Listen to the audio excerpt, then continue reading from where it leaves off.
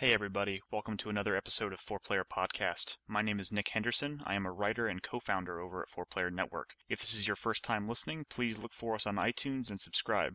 Doing so will keep you up to date with not only this podcast, but our sister shows Cocktail Time and Audible Impressions as well. If you haven't already, swing by the website at 4playernetwork.com and join our gaming community by signing up for a free account. And last but not least, please don't forget to tune in every night over at 4pp.tv to watch us broadcast games, record podcasts, and interact with the community. But enough about that, it's time to talk about video games. Let's get started.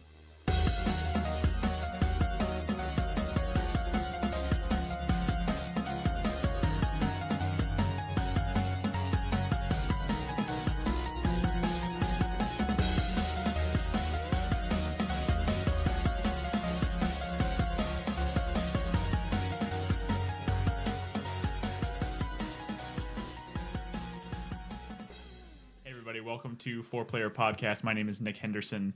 It is episode 302. It's our first regular standard 4Player Podcast Back show. in like a month. What the fuck? Yeah, we've been doing a while. We've been doing nothing but Game of the Year shows, 2013 preview show, Audible Impressions, all sort of shit for the past month. So this is our first sit down, talk about what we've been playing. Back to normal show. Back to normal show. In fact, I might just call this the Back to Normal show, or Back to Awesome show. So joining me today, Christopher Guthridge. Hey guys. Happy birthday, by the way. It is your birthday today. Thank you. It's officially today. It is you guys. Seems strange. Everyone's birthdays end up on podcast days. That's weird. Mine's gonna be on a Monday, so mine won't. You know what day my birthday is on this year? You looked? Tell me your birthday's like next week. No. Well, I know because it's the week before Rising comes out. Oh, okay. Oh, so it is soon. It's not like, It's yes, not like my October. November birthday is on a Monday. It's already marked in my calendar. My June birthday is on a Sunday. You know how So he's a fucking nerd. you know how I know that? Oh. Dexter Day. Dexter premiere day. Okay. So you're going to stay in and watch Dexter and Fuck yes, I'm gonna stay home and watch Dexter with my closest pals. Your testicles. Nolan, I was going to include you in that list, but not anymore. With your testicles? Nolan's Left joining nut, us. right nut. You should call it Nolan. the Back to Square Awesome show. I don't want to talk about Dexter, but this is the last season. I thought you said because yes, there's this no is the last season. There's no going back for a certain character. This is the last Correct. season. Okay, because that character was already a fucking mess the entire fucking season and kind of getting unbearable. But after this, She is fucked. yeah, it's like this is just gonna be a miserable person. Don't say I'm who. not. You didn't like the You stripes? said a pronoun. You didn't Oh, the you didn't like stripes? the stripes? She really stepped up her wardrobe. Have you noticed this? You're now saying who it is. No, I'm A not. lot of people in the show wear stripes. Well, only people who've seen the show. Roberto And wear stripes? Okay, so just stop. Move on. Brad's here as well. Say hi, Brad. Hello. Okay, and so we've been itching to talk about these games. There's already been 2 high-profile releases of 2013, and we're going to talk about those today. Those are Anarchy Reigns and, of course, Devil May Cry DmC. We'll talk about those. We also have a few other games we'll mention at the end of the impression segment. And in the second segment, we'll talk about the THQ auction that's going on right now because they filed for bankruptcy in the past few weeks. And then we will talk a little bit about Square Enix. You know what I'm saying? Mm-hmm. And they'll wrap the show up. So where are we going to start? Start with Anarchy Reigns? Brad? Let me just start real quick. Brad's going to start real quick. For about half an hour. Well, I've already written a review, so check the site for that. I'm just gonna say this: I picked it up for $30. It's only $30. Yep. A lot of people have been asking about this, been curious about this one. I'll say this: buy this game if you're interested in its multiplayer. I will say it's multiplayer. It's kind of innovative and new and fresh because you don't really see this type of game in the online space. It's new. I mean, it's kind of been done before. There was an Xbox title called Iron Phoenix, but I mean, this is essentially a multiplayer like character action game. or like kind of like a brawler, but with deeper mechanics like you'd see in like a character action game. And if that seems interesting to you and you have the right people, namely community members, I'll say I really enjoyed the fuck out of this game. What I've played of this You've game, been playing a lot of it. I've been playing a shit ton of it, and I can only account for my fun and maybe the fun of the people I've been playing with because they seem like they've been having a good time. But I spent most of that time in on smaller maps with everybody in the game in a party, so we can hear each other. Yeah. And Is there no in-game super fun chat at all, or no? There is, but I mean, we've had, like, I've been doing mostly 2 versus 2s. Oh, okay. And you would hear your partner, but we have all 4 in the party. Oh, okay. I see, So we can all sort of hear each other. talk shit and stuff like that. It's a shit ton of fun. It's kind of Power Stony because there's like crazy shit's happening in the environment that's fucking with people, and there's like crazy items you can pick up that's fucking with people. But all in all, it's really fun and it's kind of innovative. Yeah, it kind of looks like crap. Yeah, the single player is kind of lame. Have you not mentioned this is a Platinum Games game? Yeah, well, I'm talking. That's kind of I mean, important. a lot of the people here have probably seen me play a lot of this game. But what about the people that are not watching? Right Okay, yes, it's developed by Platinum Games. It is very much a spiritual successor to Mad World with a focus online. And the single player is structured the same. It's just nowhere near as good as it was in Mad World. But I'll just say there's a lot of like effort put into like the multiplayer. It's crazy when you hear that. Oh, we're like Ninja Gaiden. I think 3 did some multiplayer. And it's like when you hear multiplayer in a game like that, you're like, oh, they're probably gonna have like a deathmatch mode and maybe like a team deathmatch mode. But in this game, is like full blown. There's capture the flag in this game. It's like full blown like multiplayer. Like there's like over a dozen modes. Yeah, there's over a dozen multiplayer modes and aren't they like crazy sports games? Deathball, which is a lot of fun. It's like rugby / soccer, but the mechanics of the game make it so that it kind of works, and it's just a lot of fun. It's really creative and I really enjoyed it. But I can totally understand why somebody just picked this up, hop into a couple of random online matches, get their ass kicked, and get really frustrated and never want to play again. And I understand that. Like I believe that will happen to a lot of people. So if you're interested in this game, pick it up, play it with the right people who are interested in playing this game, and you'll have a lot of fun, I think. Have you tried? Maybe just play with me. Have you tried? but I'm usually playing with like Sci-Fi and Zocano and a couple other community members like Jager or Dano. Have you tried playing with like random people to see how it goes? I mean, not really, because I haven't needed to. I know. I'd just be curious to see how. I tried playing few games of random. Here's the problem. Oh, you've been playing it too? Yeah, I played a little. I played for a few days. The problem is this game came out in Japan last July. Yeah. Both versions of the game were region free. So you had, if you drop in a random game, I mean, like you go on message boards and everyone's like, "Yeah, I can't wait to the North American release. I'm gonna beat these fucking noobs and make them regret their purchase." I mean, they're just level 50 assholes online who are. I mean, this is a very skill based game. It's like a fighting game. Yeah. It's like playing somebody in Street Fighter who's been playing for months.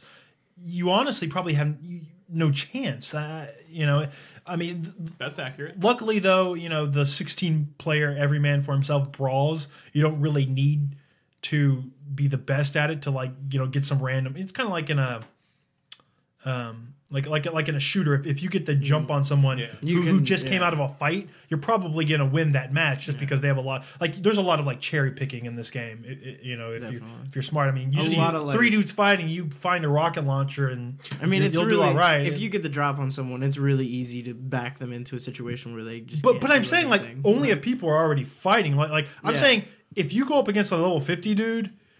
And who's been playing forever, and this is your first time playing, you're not gonna win. Yeah. He's gonna out everything you. Not just outplay you, but he's gonna outthink you. He knows how the systems work. There's a lot of those guys around too. Like, because I kept jumping into like random games, and maybe it's just because I don't typically play this kind of game, so I'm not very good at it. But like, I was getting just raped, violated. It was bad. I would liken the experience to sort of how it was with me in Twisted Metal, where a lot of people complained about having like server errors. They couldn't get into games, or games with random people were like having issues. But the only way I experienced Twisted Metal was night after night of playing with community members who set up a room, I never had problems. So that wasn't reflected in my impressions. And the same thing for this game. I'm just saying, buyer beware, but read my review if you're curious. You can find Brad's review over at 4playernetwork.com. Also, I mean, if you're looking for people to play with, our forums are a good place to set up stuff like that. Yeah, I feel bad. Some of the PS3 players are like, I wish I could play with you guys, but I got it on PS3, and I'm just hoping that the PS3 guys in our community will band together, even though I'm not the one playing the game, because, yeah. I mean, if they want to get some enjoyment out of that game, I'd probably recommend it. Or you know what? Honestly, this might sound like bad advice, but go on to like the Anarchy Reigns like Game Facts board and try to get some games going with some of those people, or like a forum like NeoGaf who has an Anarchy Reigns thread. Just try to find someplace on the internet where people are organizing games together. That's a good idea. To do it. Mm-hmm. So is that? That's Anarchy Reigns. That's Anarchy Reigns. I like to go read my review. Yes. Yep. So, wow. I wasn't expecting it to be like that. Concise and to the point. Okay. So can we talk about Devil May Cry now? I think you mean DmC. Yeah. Whatever you want to call it. I think it's actually DmC Devil May Cry. Which is I think it's actually DmC : Devil May Cry. I don't think there's a colon in there. that's stupid. That's like them calling it COD, Call of Duty. Yeah. God, Let's be Call of honest. This Duty. game is called Devil May Cry. The DMC is nothing more than like a quick. I don't know what the word would That's be. bullshit. It's a In logo. systems and in articles, Yeah. it's DmC Devil May Cry. I would much rather type out DMC than Devil May Cry every time I'm mentioning it, though. No, D little N, big C. Yeah. Oh, Yeah. I do make the Lowercase. I do make the additional effort to do that when I'm typing it. But it's not like Call of Duty where the O is little because it's of, or like a the, like an article.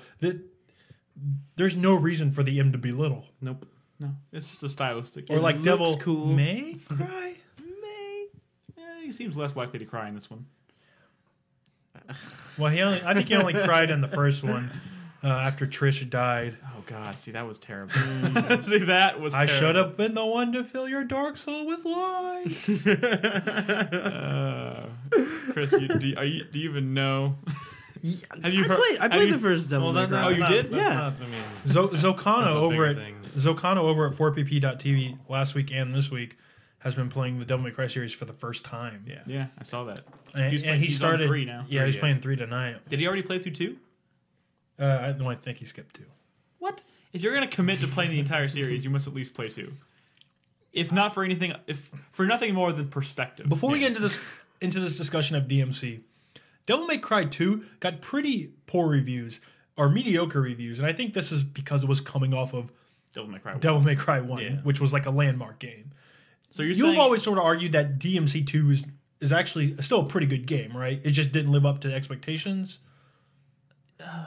now I'm on the spot here. You know what? Instead of comparing D little MC to Devil May Cry, like 3 or whatever are the best in the series, how does it compare to 2? Just as a starting point. League's better, in my But opinion. why? I don't remember. I haven't played 2 in a long time. I'm curious. There was a certain. I don't dislike DMC. I'm just curious. Like, was 2 really that bad? If No, people here's are- the thing. 2 doesn't stand as high as the other Devil May Cries because there's a certain level of complexity there that just isn't present. I know what you're thinking. I can tell it because Nolan had an incident the other day. I'm sorry, I don't mean to like get off topic here, but Nolan was at had people coming over to our apartment on Sunday, and he was sitting there, and I had just finished recording a bunch of footage for the Audible impressions. Stop looking at that. And Was that all the same and he person? was no, Oh. and he was playing Devil May Cry, right? And I don't know how it ended up happening, but he ended up playing the game with his feet.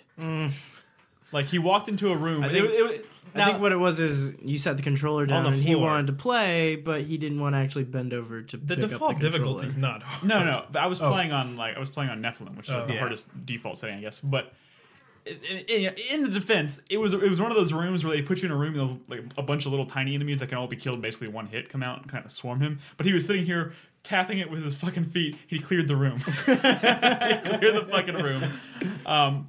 Any other room in the game, I don't think he would have been able to do that. It's I like think after you could've. first get Aquila or But no, whatever. you could literally make it all the way through Devil May Cry 2, probably playing it with your feet. Or no, well, because guns are so overpowered in that game. No, you could. Yeah, you could. But literally have tap you- the gun button and you could just fucking destroy everything.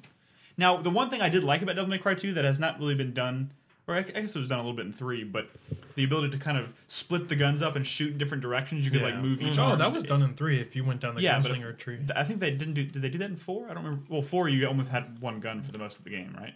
But then you eventually played as Dante and you had 2 guns. I don't remember again. what Dante did. But that was really fucking cool, and that hasn't really been done again since 2. But for the most part, 2 was like it was bland in its visual style. Yeah. Its story was kind of lame. I mean, this is still on the point of the series where the stories in Devil May Cry were always kind of lame. Or there was a cheese factor there that was really hard to. That is now missing. That to isn't there anymore. It was glorious fucking cheese. To a degree, it was an aged cheddar. I will argue to a degree, yes, that some of that camp is gone. Not gone, but cheddar replaced by new camp. Aged cheddar. All right, real quick. One of the cheesy things that's gone that I wish would come back is. Well, first of all, the weapons don't really make sense in that game. But in 3 and 4, anytime Dante would beat a boss, he would get a weapon that was sort of like themed on that boss. Mm-hmm. But there would be a cutscene after he got that weapon that was badass, where he'd be like, trying out like the weapon and doing all these cool flips and stuff, and it will kind of show you what that weapon can do. I miss that shit. Why did that go away? Because after every time he gets a new weapon, he kind of holds it, and you're thinking, oh man, he's gonna do something fucking cool with it. But he doesn't. He just goes, puts it away. Let me start there. If we're gonna if you want to talk about things that I was disappointed with in the game, let me just kind of launch off what you just said there, because I'm sorry, I didn't mean to. But you have these moments in this game where you feel like, sweet, something fucking cool is about to happen, and you always play Devil May Cry for all the sweet fucking choreographed cutscenes, right? That's what it's been fantastic for.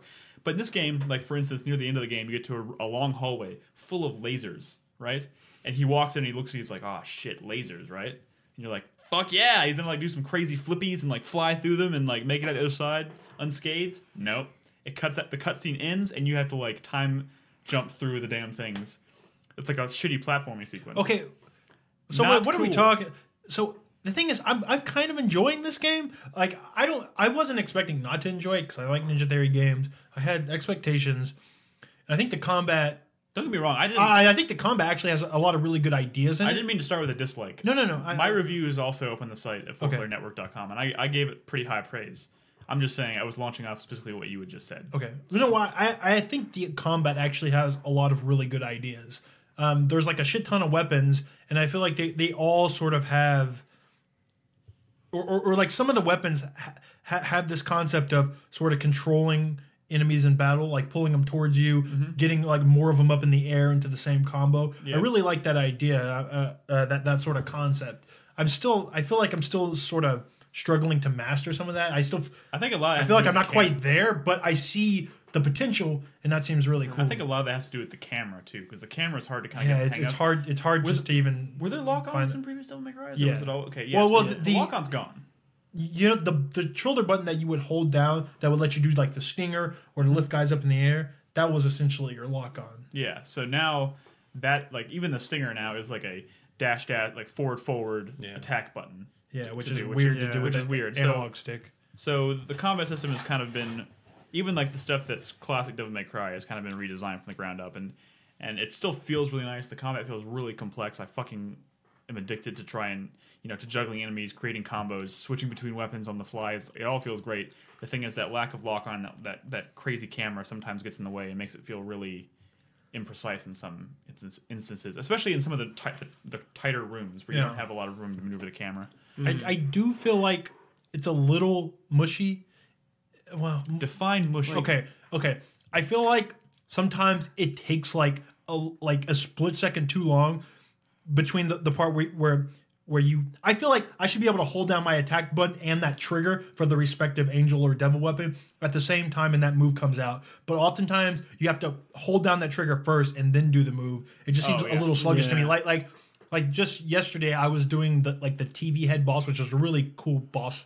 I'd say one of the better bosses. In the series. I mean, one of the most memorable bosses. Definitely like one of the more memorable bosses in this game, because I didn't actually like the first couple of boss fights, but that one was really cool. But you have to do that move where you slam the fist down, in like a fucking dozen times, I kept swinging down the rebellion, and I was like, God damn it, I just want to punch, because you know you have to hold down that trigger button for a split second before you do that attack, and that just seems a little strange, a little sluggish. Yeah. It's especially noticeable if you're going directly from an angel weapon attack to a devil weapon attack. Yeah. Like even more so than if you're just using his regular like rebellion attacks and then trying to do a demon one. Like you have to like let go of all the buttons and then pull down the new trigger in order to start Or that with the combo. gun It, like, maneuvers slows too. everything. Yeah, There's some because cool gun maneuvers that like launch you up, and you can do them in the air. If you're holding down an angel weapon, Then he does like a grab. well, yeah, instead he of won't do that move. Yeah. So at first I had bought those because they were kind of cool in concept, but then I just sort of refunded them because that's like not practical, because you're almost always holding down those Yeah. trigger buttons. All the time I do that though. But- like I go to just shoot an enemy that's in the air just to keep the combo going, and then I end up like pulling him down or like pulling myself up to Well, him. Like it's really fucking One of the annoying. coolest abilities that I got, and I just got the Aquila yesterday, which has some cool like room manipulation, like pulling enemies towards you. But I love that with the Osiris, that's the first like the scythe you get or whatever. Yeah. Yeah. The ability to like, while you're like comboing a dude, if you hit the circle button, you can just like pull an enemy from the ground. And usually in these games, the enemies sort of like gravitate towards you, so they'll move even when you're in the air, sort of like below you. You can pull them from the ground like seamlessly up into your air combo, and now you're juggling like two dudes. Like conceptually, that's really cool. I'm still constantly kind of like fumbling with the controls. I feel like a boner sometimes. Just you know, like I want to do something cool, and usually what he does ends up still looking cool, so they can't tell on the feed that I didn't actually do what I wanted to. But No, there's a lot of instances in this game where I did something really cool, but not because I was trying to do that. Right. Which I think just kind of goes back to the imprecise nature of this combat versus some of the older Devil May Cry games.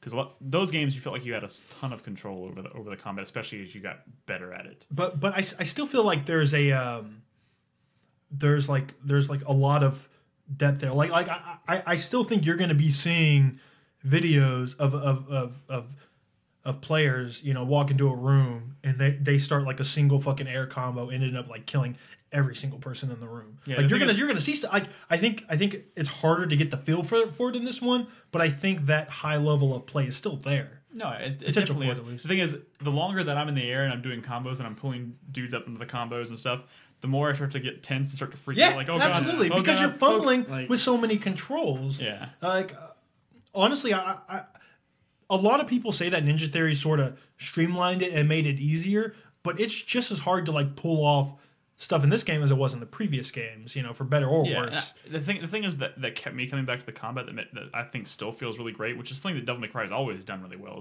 is the style rank system. Like that, like when you're trying to get up to that triple S ranking in combat is super fun, but the moment you let someone hit you, all of a sudden you're back down to a C. see, And you're like, oh fuck, and then you got to get it back up. And That's a good idea. Like, I like the idea of you know, getting through a combat situation without getting hit, but I do find that some of the it seems imbalanced. Some of the moves will get you up to the S ranking like super quick. Yeah. Like I've been using the the stinger. Like if you level up the stinger or drive all the way, it'll get you up super quick. well, you know, it's not based on the move, right? It's based on the moves you do in proximity to one another. Because if you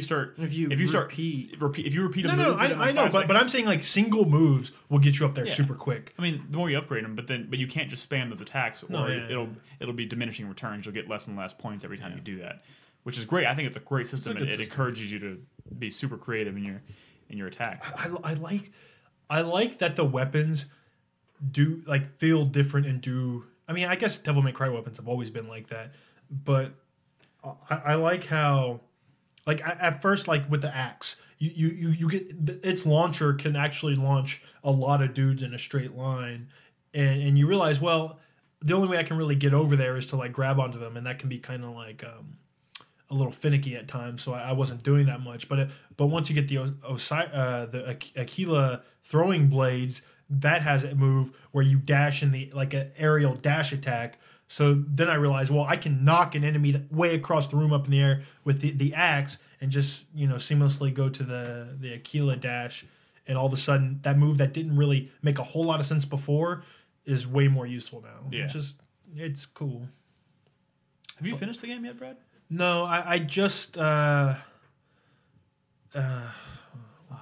the fuck am I doing? The SWAT team is like breaking in to where the other two are, and I'm trying to save them or something. Gotcha. How far is that?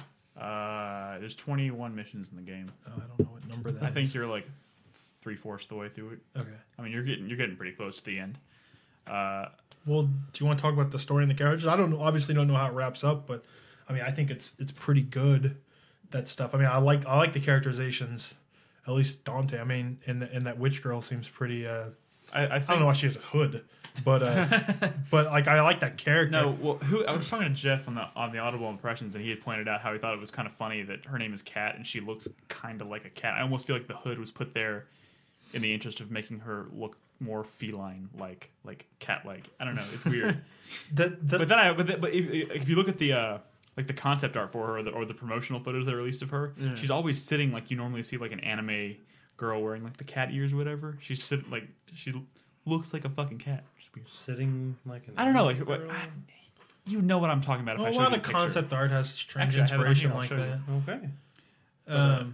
I like I'll find it during the her. break. I like her different like street tools for sending Dante into limbo, especially the spray paint and stencil. She like spray paint, like tags that's pretty cool. She tags a pentagram or whatever on the ground with a stencil. It's like street art, demon slayer. Yeah. It's kind of corny, but it's kind of like it fits. It's funny. See, that's the stuff that I really liked about Ninja Theory's take on the series, because everything feels a little more grounded, which some people may not like. Oh, that's grounded. Yeah. No, it's grounded. I don't. Yes. No. Character is like I'd say the acting is more grounded, and the writing is more grounded. But what's actually going on in the game is just as ridiculous. No, I mean, of course. I mean, it has to do with demons and angels. Of course, it's ridiculous. Yes. But the thing that's grounded is like the stuff that like mirrors like real life, like the fact that the human race is enslaved by their addiction to soft drinks, which are tainted by demons. And the fact that the demons run the news networks, and that's how they're actually like. Sounds like a that's I mean, Oddworld game. It kind of feels like they were going for like some kind of like socio-political without actually having to commit to any of it. They totally commit to it.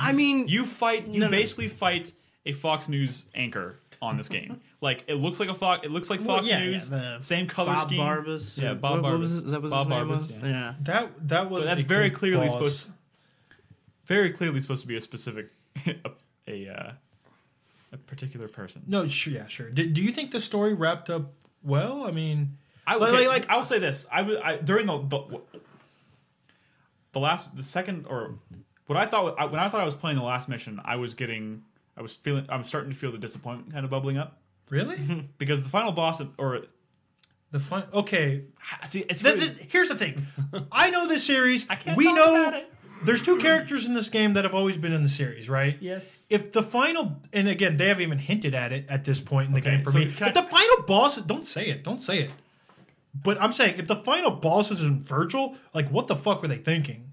Because they shouldn't have hedged their bets thinking that they would have gotten like a sequel on this game. Okay, well, see, why would you say that? Because now I can't comment on it, but I want to say something. You shouldn't comment on it anyways. Well, I'll just say I got to the point where I was at the end. I was fighting a boss. Virgil. And I was like, no, I didn't say that. I just said I was fighting a boss, and I was like, oh god, this is not gonna wrap up. I mean, I didn't like the boss fight. I was playing. I'll be honest. It needs to have been a story of. But then they kind of pulled the rug out, and I was like, okay, this is good. This is better. They pulled the rug out in a cutscene, or they pulled the rug out in gameplay. Both. Okay, because Virgil needs to be a bad guy. People who have finished the game will know what I'm talking about. But yes, there was a moment where I thought the game was about to end, and I was like, that was not how I wanted this to end. I was like, if that is where it had stopped, I probably would have scored the game even probably like, a 70 or something. Say what you will about previous Devil May Cry games, because you know what? The story and I guess characterizations of Devil May Cry 1 were stupid. Like they're silly, they're over the top, they're dumb. But like 2, like who even fucking remembers? 4, I thought was really dumb.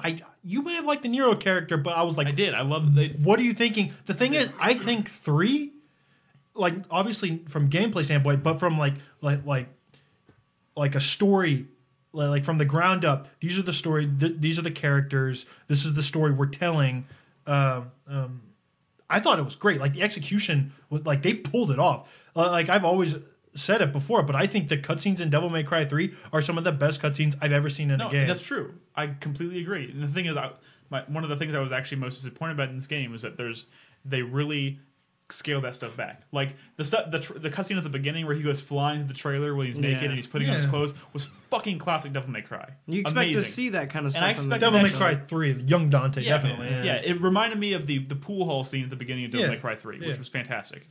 And that is the kind of shit that like I love the take on the story. I love how they made it something easier to follow this time around. But I was still expecting there to be that level of insanity throughout the game.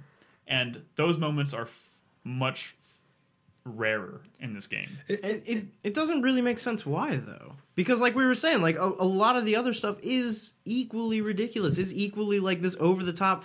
Like, I mean, say what you will about the whole stylization of Kat's character and like the way she does her stuff with like the spray painting of her spells and stuff on the ground. Like, that's ridiculous. Like, that's just goofy and silly. But like, there should be more. Like, no, that's good. It is good. So why isn't the other goofy stuff that we expect to see not included? Like, why is he as a character seem more tame? Well, no, this is a story about. That's a Ninja Theory thing too. I think that's just their kind of hesitation. The thing is, it makes sense in a like understated game like Enslaved. But so okay, well, so I obviously don't know how it ends, but it's clearly the story of like a dick who doesn't care, who learns to care. A dick who doesn't care, who learns to care. Who realizes he does care. But that was sort of the same way with Dante, but he was always still like, you know, kind of an arrogant asshole, even when he was caring. Right. Are you saying that maybe this Dante, that just goes away completely for him? No, it doesn't go away. I don't know how is he just less of an asshole? He is less of an asshole by the end of the game. I mean, yes, he's less of an asshole by the end of the game. He actually becomes. I say that, but any praise I'm levying at story and characters from previous series, I'm just talking about Devil May Cry 3. Devil May Cry 1 goes full retard. You know, like I should have been the one to fill your dark soul with light. Yeah, no, that. I don't know about that one. I'm just saying, like, I'm trying to find this. I don't know, but here's all I want you to do is recognize that Ninja Theory is really talented at making characters, you know, writing stories and creating worlds. I'm not saying that I think this is a fine game, but I just want you to. You sort of wrote it off before because we used to get in heated arguments or whatever. But when I say that, I think that their talents are better served with maybe an IP that, you know, like you said before, well, it's about angels and demons. Maybe isn't about angels and demons. Like I think they're really good at making a story like Enslaved, and that's why I don't want them like saddled with the series. No, I mean I will never sit here and tell you I don't want Ninja Theory to make a new IP or work on something more story driven like Silent Hill. Like I've said that before. I think that they would be a studio that would do great things with a series like Silent Hill. But or just their own horror game, or their own horror. I mean, like new IP would always be great. But I did end up really appreciating and enjoying their take on this franchise. And by the end of the game, I hope you'll agree with me. By the end of the game, like I think they have something good on their hands here, and they could really do something interesting if they get an opportunity to make a sequel. I think they've. I hope the story doesn't end in a way that it was like, well, you'll find out in the sequel. No, I mean they certainly leave it open. Yes, they leave it open for a sequel. But yeah, I mean, I think they in a lot of ways they knocked it out of the park. I think in other areas they because remember, Enslaved had a very big. They left it open at the end, because they were thinking that was going to be like a big franchise for Namco, and obviously Enslaved didn't sell at all. They left this game open in such a way that it would be stupid of them not to make a sequel. Like they could have wrapped it up, or they could have done this because they already know they're making a sequel. The Dark Middle chapter. No, do you see? I can't talk about it. I can't. All I'll say you'll know what I'm talking about. My hesitance coming into this game. What hesitation coming into the game was combat and was like story. You know, because it was Ninja Theory. Yeah. I'll say that, you know, both of those have impressed me so far. Are sort of like high, are higher than my expectations were.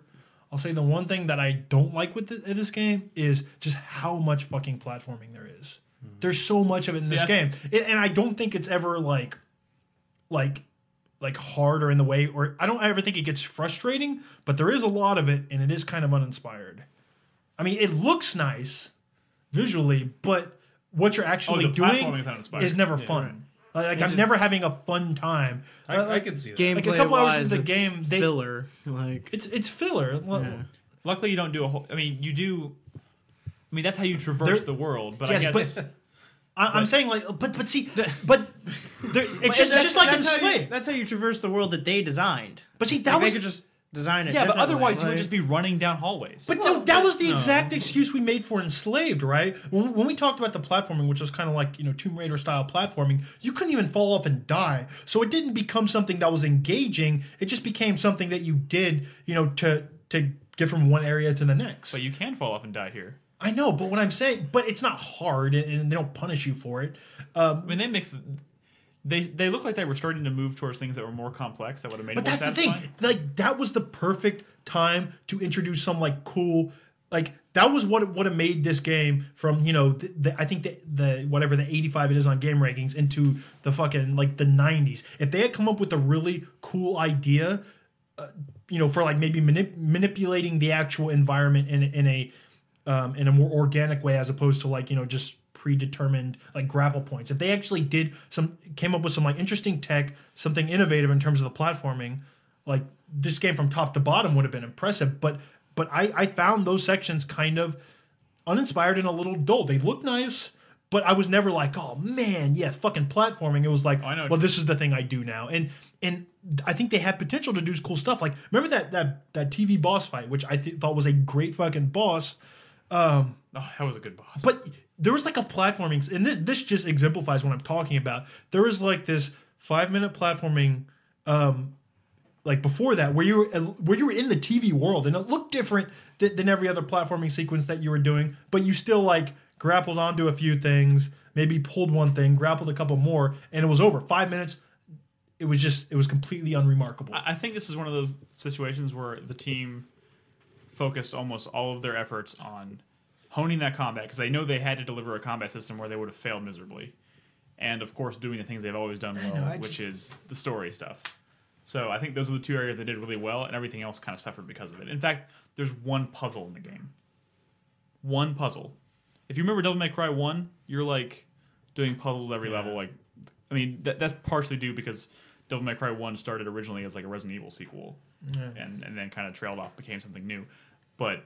Only like one. There's one puzzle in this game. It's just funny. Like from their 3 games that they've made this gen, Ninja Theory's like I think their most ambitious in terms of gameplay was definitely Heavenly Sword, because they had like the most variety in sort of not only just because you were doing 2 characters, but with that other character you were doing something dramatically different. You would have these sequences where like you're on this huge battlefield, but instead of just fighting these dudes, Noriko has this like crazy giant cannon thing, which like towards the end of that game, which was like crazy, and it's like nothing like anything you did in the game. I feel like this game, kind of like Enslaved, from beginning to end, was pretty much that same like combat scenario. Like this room's combat, this room's combat.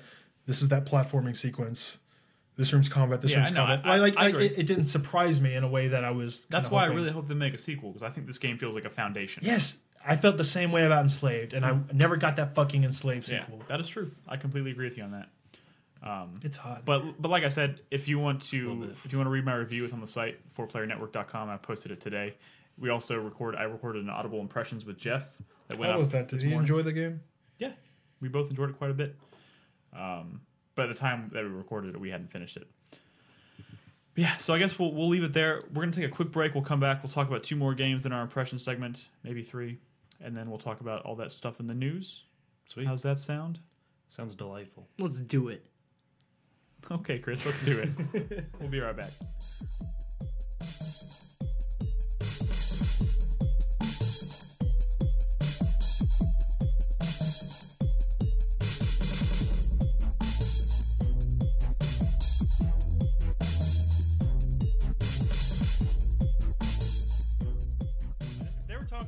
like quality new game pluses or whatever, and they brought up Metal Gear Solid like.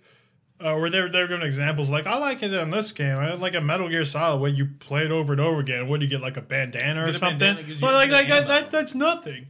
But he made it sound like the bandana was just this thing that he wore and not something that gave you infinite ammo. And I was like, man, I feel like I should email this guy. Did you? No. Well, the only problem with that is I've never really had problems in that game with running out of ammo. Oh well, no, Well. sure, but the I stealth didn't even suit was realize cool. there were guns in The that stealth game. suit was cool because you could just walk up to a dude and put C4 on him. Yeah, I was like, what? Yeah, that was that's pretty good. wasn't that funny. Now it's all out. No, I just like that the reaction would be what, and then blow up. Their reactions to like that with most things in Metal Gear Solid though. What? What's wrong with you? Like you shoot some guy in the head like 10 times and he's just dead, and they're like, "What happened to you?" If you are we recording? Yeah, but you know those things. There's certain things about that game I wish I didn't know, having already played the rest of that series. Like when you were in the jail cell and the guy had to take a shit and he like, ran away, and I was like, oh, he's gonna marry Meryl. Yeah. Damn it! If- I wish I didn't know that. Here's the thing: if you've played the Metal Gear Solid series, and most of the people who have really like it, say what you will about how crazy and kind of full retardy the story gets or whatever, but going from Metal Gear Solid 1 at the time, Metal Gear Solid 1 insanely innovative, like crazy, Wait, are we crazy officially so back? Think about sure. Hey guys, welcome back. Think about the stuff it was doing in 1998 versus the other shit that was kind of coming out. ridiculous. It was crazy, but then you go to 2, like the leap from 1 to 2 was fucking insane. You can like hold people up, like shoot out their radios, like point your gun at their balls and make them like fucking shake out their like loot. It was insane. That was in 2? Yeah. That was in 2. Yeah. Okay. And then you go from like 2 to 3, and they introduce all these other like the new new mechanics and the camo system, and they do a lot of like innovative stuff with like the story. I think. Well, they also do a lot of stuff with like healing yourself and injuries and all that. Absolutely, and like think about the boss fights introduced in 3, so ahead of its fucking time, still ahead of its time. Boss fights in 3 were so good. And then 4, You know, out of all that you just said, you know what blew my mind the most? I completely forgot you could fucking shoot out the radios. I just spend like every combat scenario, the first thing I do is like, bam, bam, I'm trying to fucking blow out the 4 radios. time, it was crazy. And then 4 comes out, and all of a sudden it's feeling like a real shooter, but you still have a lot of really cool, like being in the sun too long would raise your stress, and that could affect your stuff like your accuracy. When you're like sniping. Yeah, absolutely. And that shit's that's like crazy. Yeah. And you think about that, and I think people are forgetting about these things like that when they're talking about the next Metal Gear. I feel like anybody who's played through this series, like the next Metal Gear game should be the most like innovative. Like, Like, or- it should be right on the edge of cutting edge of. well, who knows? But at the very least, it should be the game that they're most excited about. Yeah. So like every single entry in that series, like Metal Gear has never done a more of the same sequel. Like Gears of War or God of War or fucking Call of Duty. Metal Gear was never that. So to be tired of the Metal Gear Solid series is insane to me. It's like it's absolutely fucking bonkers. And now we're throwing Revengeance on top of that, and that game. Yeah. I mean, say what you will about whether that's a. Well, it's legitimate- It's not even the same genre. yeah, it's a completely Like, different style game though. But my god, it has all the same tropes and like things that I love about Metal Gear are still intact. Fucking yeah. boss fights. Oh my god! Even just the boss fight in the demo where you fight the. I've mastered that boss fight. Oh by my the way. god, that boss fight is Parrying so is really intense. satisfying. Yeah, man. pairing. Once you get it down, it's really good. I'm just saying, like, there's people out there like, Kojima should move on to something new. Like, the Metal Gear Solid games are like the most innovative things to like every time they They come don't out. even feel like sequels. No, they don't at all. Like none of them are even remotely similar to the other ones. How can anyone not be excited about the next entry in the series? It's beyond me. Yeah. And then I mean, look at Phantom Pain. Like that looked. Just the trailer looked fucking different and new and fresh. Does look good. I just couldn't believe watching Nolan like this was 1998. Yeah. The greatest game of all time, fucking Ocarina of Time, also came out in 98. It did. And you know what? That's a fine game, but it wasn't in comparison to that, it wasn't even like remotely as even close to the innovations that Metal Gear Solid had at the time. It was crazy. Mm-hmm. Like even Half-Life came out at that year. I still don't think, or like StarCraft, I don't think any of the games that came out in 1998 were as ahead of their time as Metal Gear Solid. I really I mean, Hideo Kojima is just really innovative with all the ideas he comes with. I mean, I don't know if it's just attention him to or, detail. yeah, or his team or whatever. Dude, I wonder but- how much of this stuff is like. I wonder if, like, in 1998 he just made a list of all these like crazy things he I wants want to do in all a of video this, game once, yeah. and he's like, I will not stop making Metal Gear games until I've done everything on this fucking list. Yeah. He's like, play a game where you play as an amputee. Haven't done that yet. Let's do that shit. I remember reading about Metal Gear Solid in magazines, like when it was first announced, and I couldn't understand why people were excited. Like back when they were just first showing screenshots, because then I would read the articles and they were talking so much about like story and like cinematics, and you care so much about like story, and the characters are amazing. And at that time, that was when I was like on a JRPG like bender. Like everything I played was a JRPG, and I'm like, what are you talking about? A story in a game is good that's not RPG? How is that even possible? But I mean, I think 1998 with Metal Gear Solid and with Half-Life, that's when things changed, and I think that's when people started to care less about JRPGs and more about, you know, everything else. Because all of a sudden you realize, oh wait, I don't have to play a Japanese RPG to care about a story in a video game. Well, that was a completely accidental Sorry, conversation. no one that we didn't had. even talk about Metal Gear It's Solid. fine. Would you like to regale us with tales of Metal Gear Solid that you've? Well, no, it's just Metal Gear Rising Revengeance is coming out February 19th, so just shy of a month. And Are you committed to playing all of them now? so I decided to play through all of them. Hold on, is it? Hold on, what's the? You gonna play Metal Gear on Game Boy Color? No, I'm I'm not playing all the Metal Gear games. I am playing all the Metal Gear Solid games. So 1, 2, 3, 4. I don't know why there's a pause between 3 yeah. and 4. What comes after 3? I think I started on the 19th. Dude, I started playing it. He so beat Metal Gear Solid 1 in like 2 days. I mean, it's not hard. I mean, Yeah, I think I beat it in you know what you're doing. over 8 hours. It's a short game. And If you two's know what you're two's doing. relatively short as well. It's going to be until like 3 and 4 are going to be the long ones. 3's the long one. Yeah, like a good 30 hours. And the thing was, I was Dude, I would have started that game over again multiple times if I didn't. If Oh, I I've wasn't already completely I've overwhelmed played, by the thought of I've it. played all of the games, each one multiple times. Like I was showing Crispy, I own 3 copies of each of the games in different formats, not including the HD collection. He just loves to buy Metal Gear Solid. Wait, so do you have the XG collection? No, I don't. Okay, so That's the only one I don't have. you're gonna play mine. Maybe. It's HD. Maybe. I don't know if you heard. No, yeah, I know. High definition. And so like I was talking to chat, and I was like, well, hey, you know, Zakano just played through Metal Gear Solid 3, and it's a long game. And I was like, maybe I'll skip that one because y'all just recently like, but it's the No. best one. I was It like, is the I didn't best say I one. was gonna not play it. I just wasn't gonna play it on the feed. But since everybody wants me to, I'll play it on the feed as well. Yeah, you sound like you were having a lot of fun playing. Oh, it. God, I love that was game. I was literally just walking back and forth from the kitchen, like making dinner last night. Every time I walked by the TV, I was like, oh, I want to play this game again. Yeah, it's such a good game. And there's, I mean, every year, or I don't play it every year, but every time I replay these games, I always end up getting something more out of them. Yeah. and a greater appreciation. I mean, the game is preachy up its own ass. Now, you know what? Say what you will about that series being going full retard or whatever, but like, There's matter no how- but. But no The matter fucking how arm. No. No matter how crazy it gets, it's still compelling. Like that No, entire series is absolutely. Definitely fucking. compelling. Absolutely. I would never consider that a negative thing. I would never dock that. I Series love for how being crazy it is. Yeah. Because, you know, if the stories weren't crazy, the bosses wouldn't be fun. But no, so it's what you were saying about Hideo Kojima's attention to detail and stuff, and the little things, like when you're fighting Psycho Mantis, and he's like, "Oh, I see you like playing Castlevania and Crash Bandicoot," and you're like, "How the fuck does he know that?" Get out of my head! And then, and so then you're like, you know, these wolves are attacking you and stuff, and then Otacon's like, "Oh, here's Sniper Wolf's handkerchief. It smells like her." And then when you equip it, the wolves are all nice to you and they're all playful and stuff. Oh like my that. god! I forgot about all these things. There's so many little things, like when you have like the whole fucking the card, the shape shifting card based Yeah. on its temperature, and you had to run back Dude, and forth. you know how long I spent trying to figure that. And there was one point when I first played this game back in '98, and like I remember getting to that part where he was like, the key card, the codec number is on the back of the case. Oh, yeah. And I was like, what are you talking about? I was like, what case? I was looking all over I was scouring the game trying to find some So case. many times they break the fourth wall in this game where they stay, you know. They kinda And then jump one day out I at just you. like turn over and look at the back of the actual PlayStation case, and I was like, you piece of shit. The best part was one of my friends oh my god. in '98, or I guess probably maybe '99. He played it, but he rented it from Blockbuster. No And case. there wasn't a number on the back.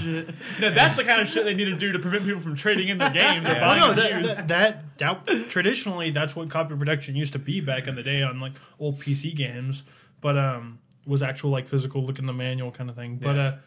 But man, using the fucking cigarettes to see To see the lasers, lasers and shit like that. awesome.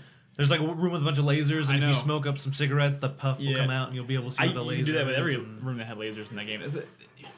This is really sadistic of me, but I remember back in... So you know the hallway right before you fight Psycho Mantis? Yeah, There's yeah, like a restroom. Yeah. You can go in the restroom and the guy's peeing. Yeah. I used to like reload over and over again and Oh just take god, that guy yes, out. while I was- absolutely. No, I did Find all the best kinds. way to kill I him used while to I was fuck with Meryl all the time Oh, yeah. in that area. Oh man, it was so Oh, good. yeah.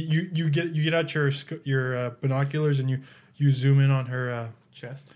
her breasts and Her she like would 8 totally pixels like or she 8, would like, comment on polygons. that. Yeah. Like that's insane. Like Yeah, no it is. other game is He would blush every is time even she said like something. he's even close to something like that crazy. It was man. Well, Metal Gear Solid is number 6 on my favorite games of all time. So Speaking of which, I think that's we no really, I think we surprise. really need to devote some time to rehashing our top 10 games of all time. You probably should do that once every few years. yeah. Mine really hasn't But changed. I feel like I would change mine just after this one well, conversation. the problem is, and like Brad's brought it up before, just because you play a game this year and like, oh, this is the best game ever, it should not be. There should be like almost like a statute of limitations where you can't add a game to your top 10 list unless it's been at least like 5 years since you 5 first years played bullshit. it.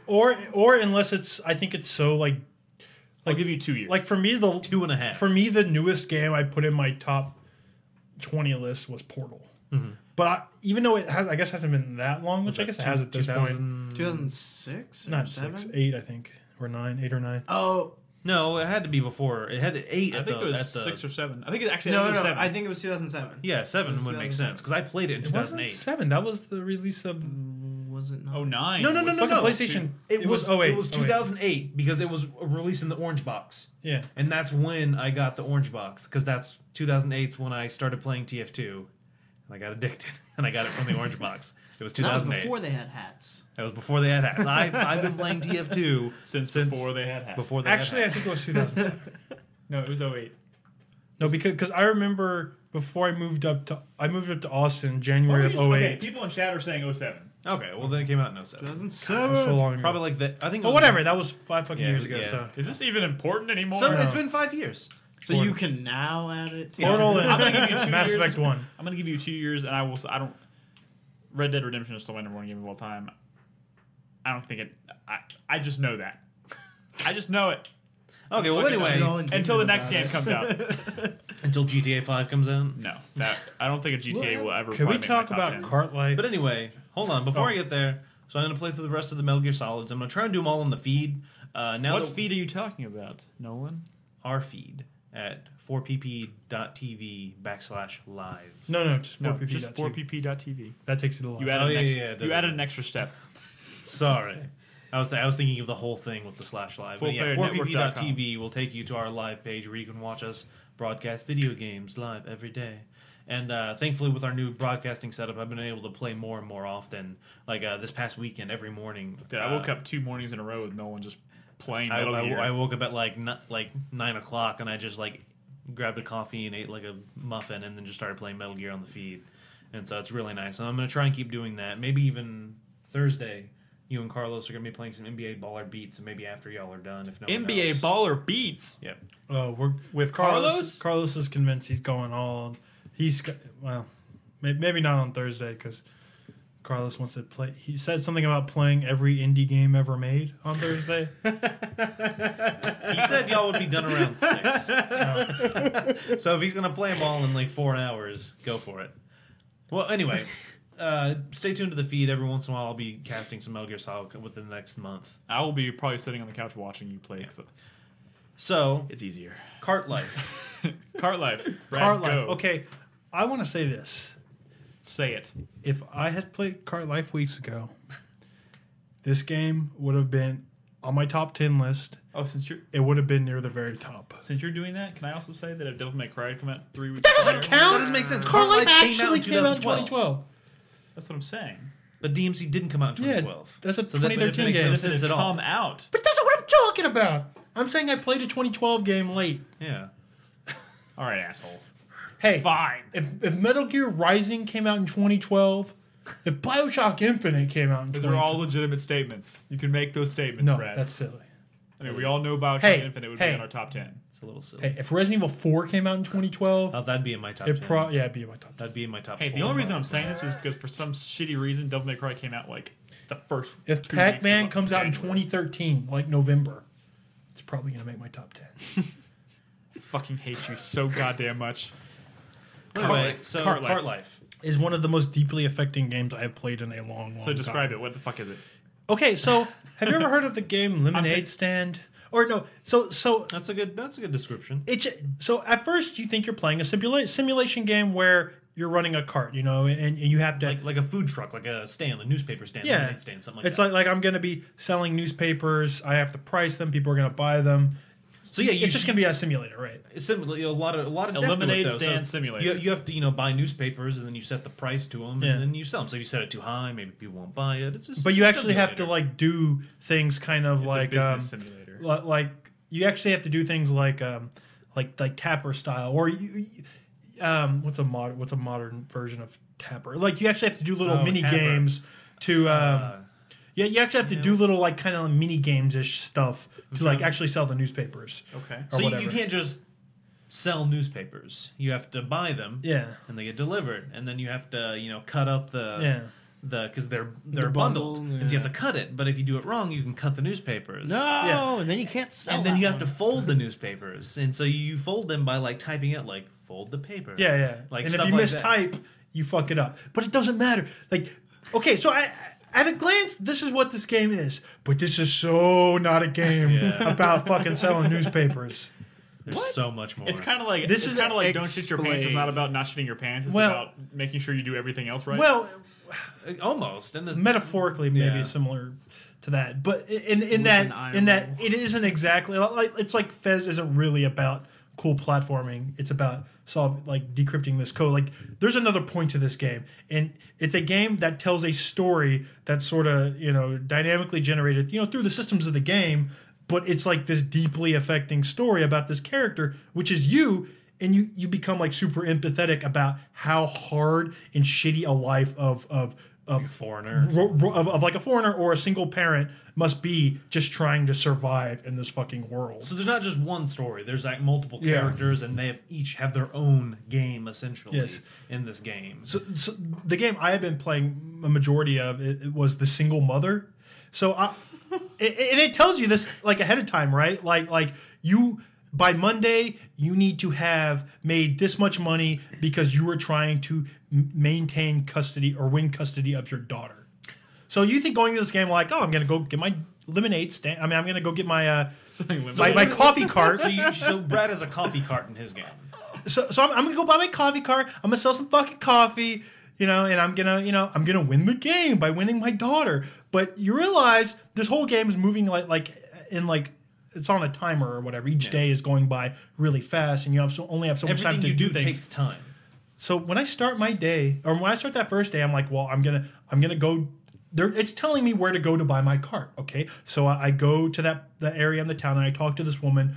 I was like, I would like to buy a cart, please. And she's like, oh, well, do you have a permit? And I'm like, no, I don't have a permit. Where do I get a permit from? And there's dialogue, like it's like real cool, like naturalistic dialogue between these characters. You also have dialogue options. It's very well written. I mean, he played a character who's an immigrant who doesn't talk very like good English, and it's super subtle. But I noticed this because I played the other campaign and talked to some of these same characters.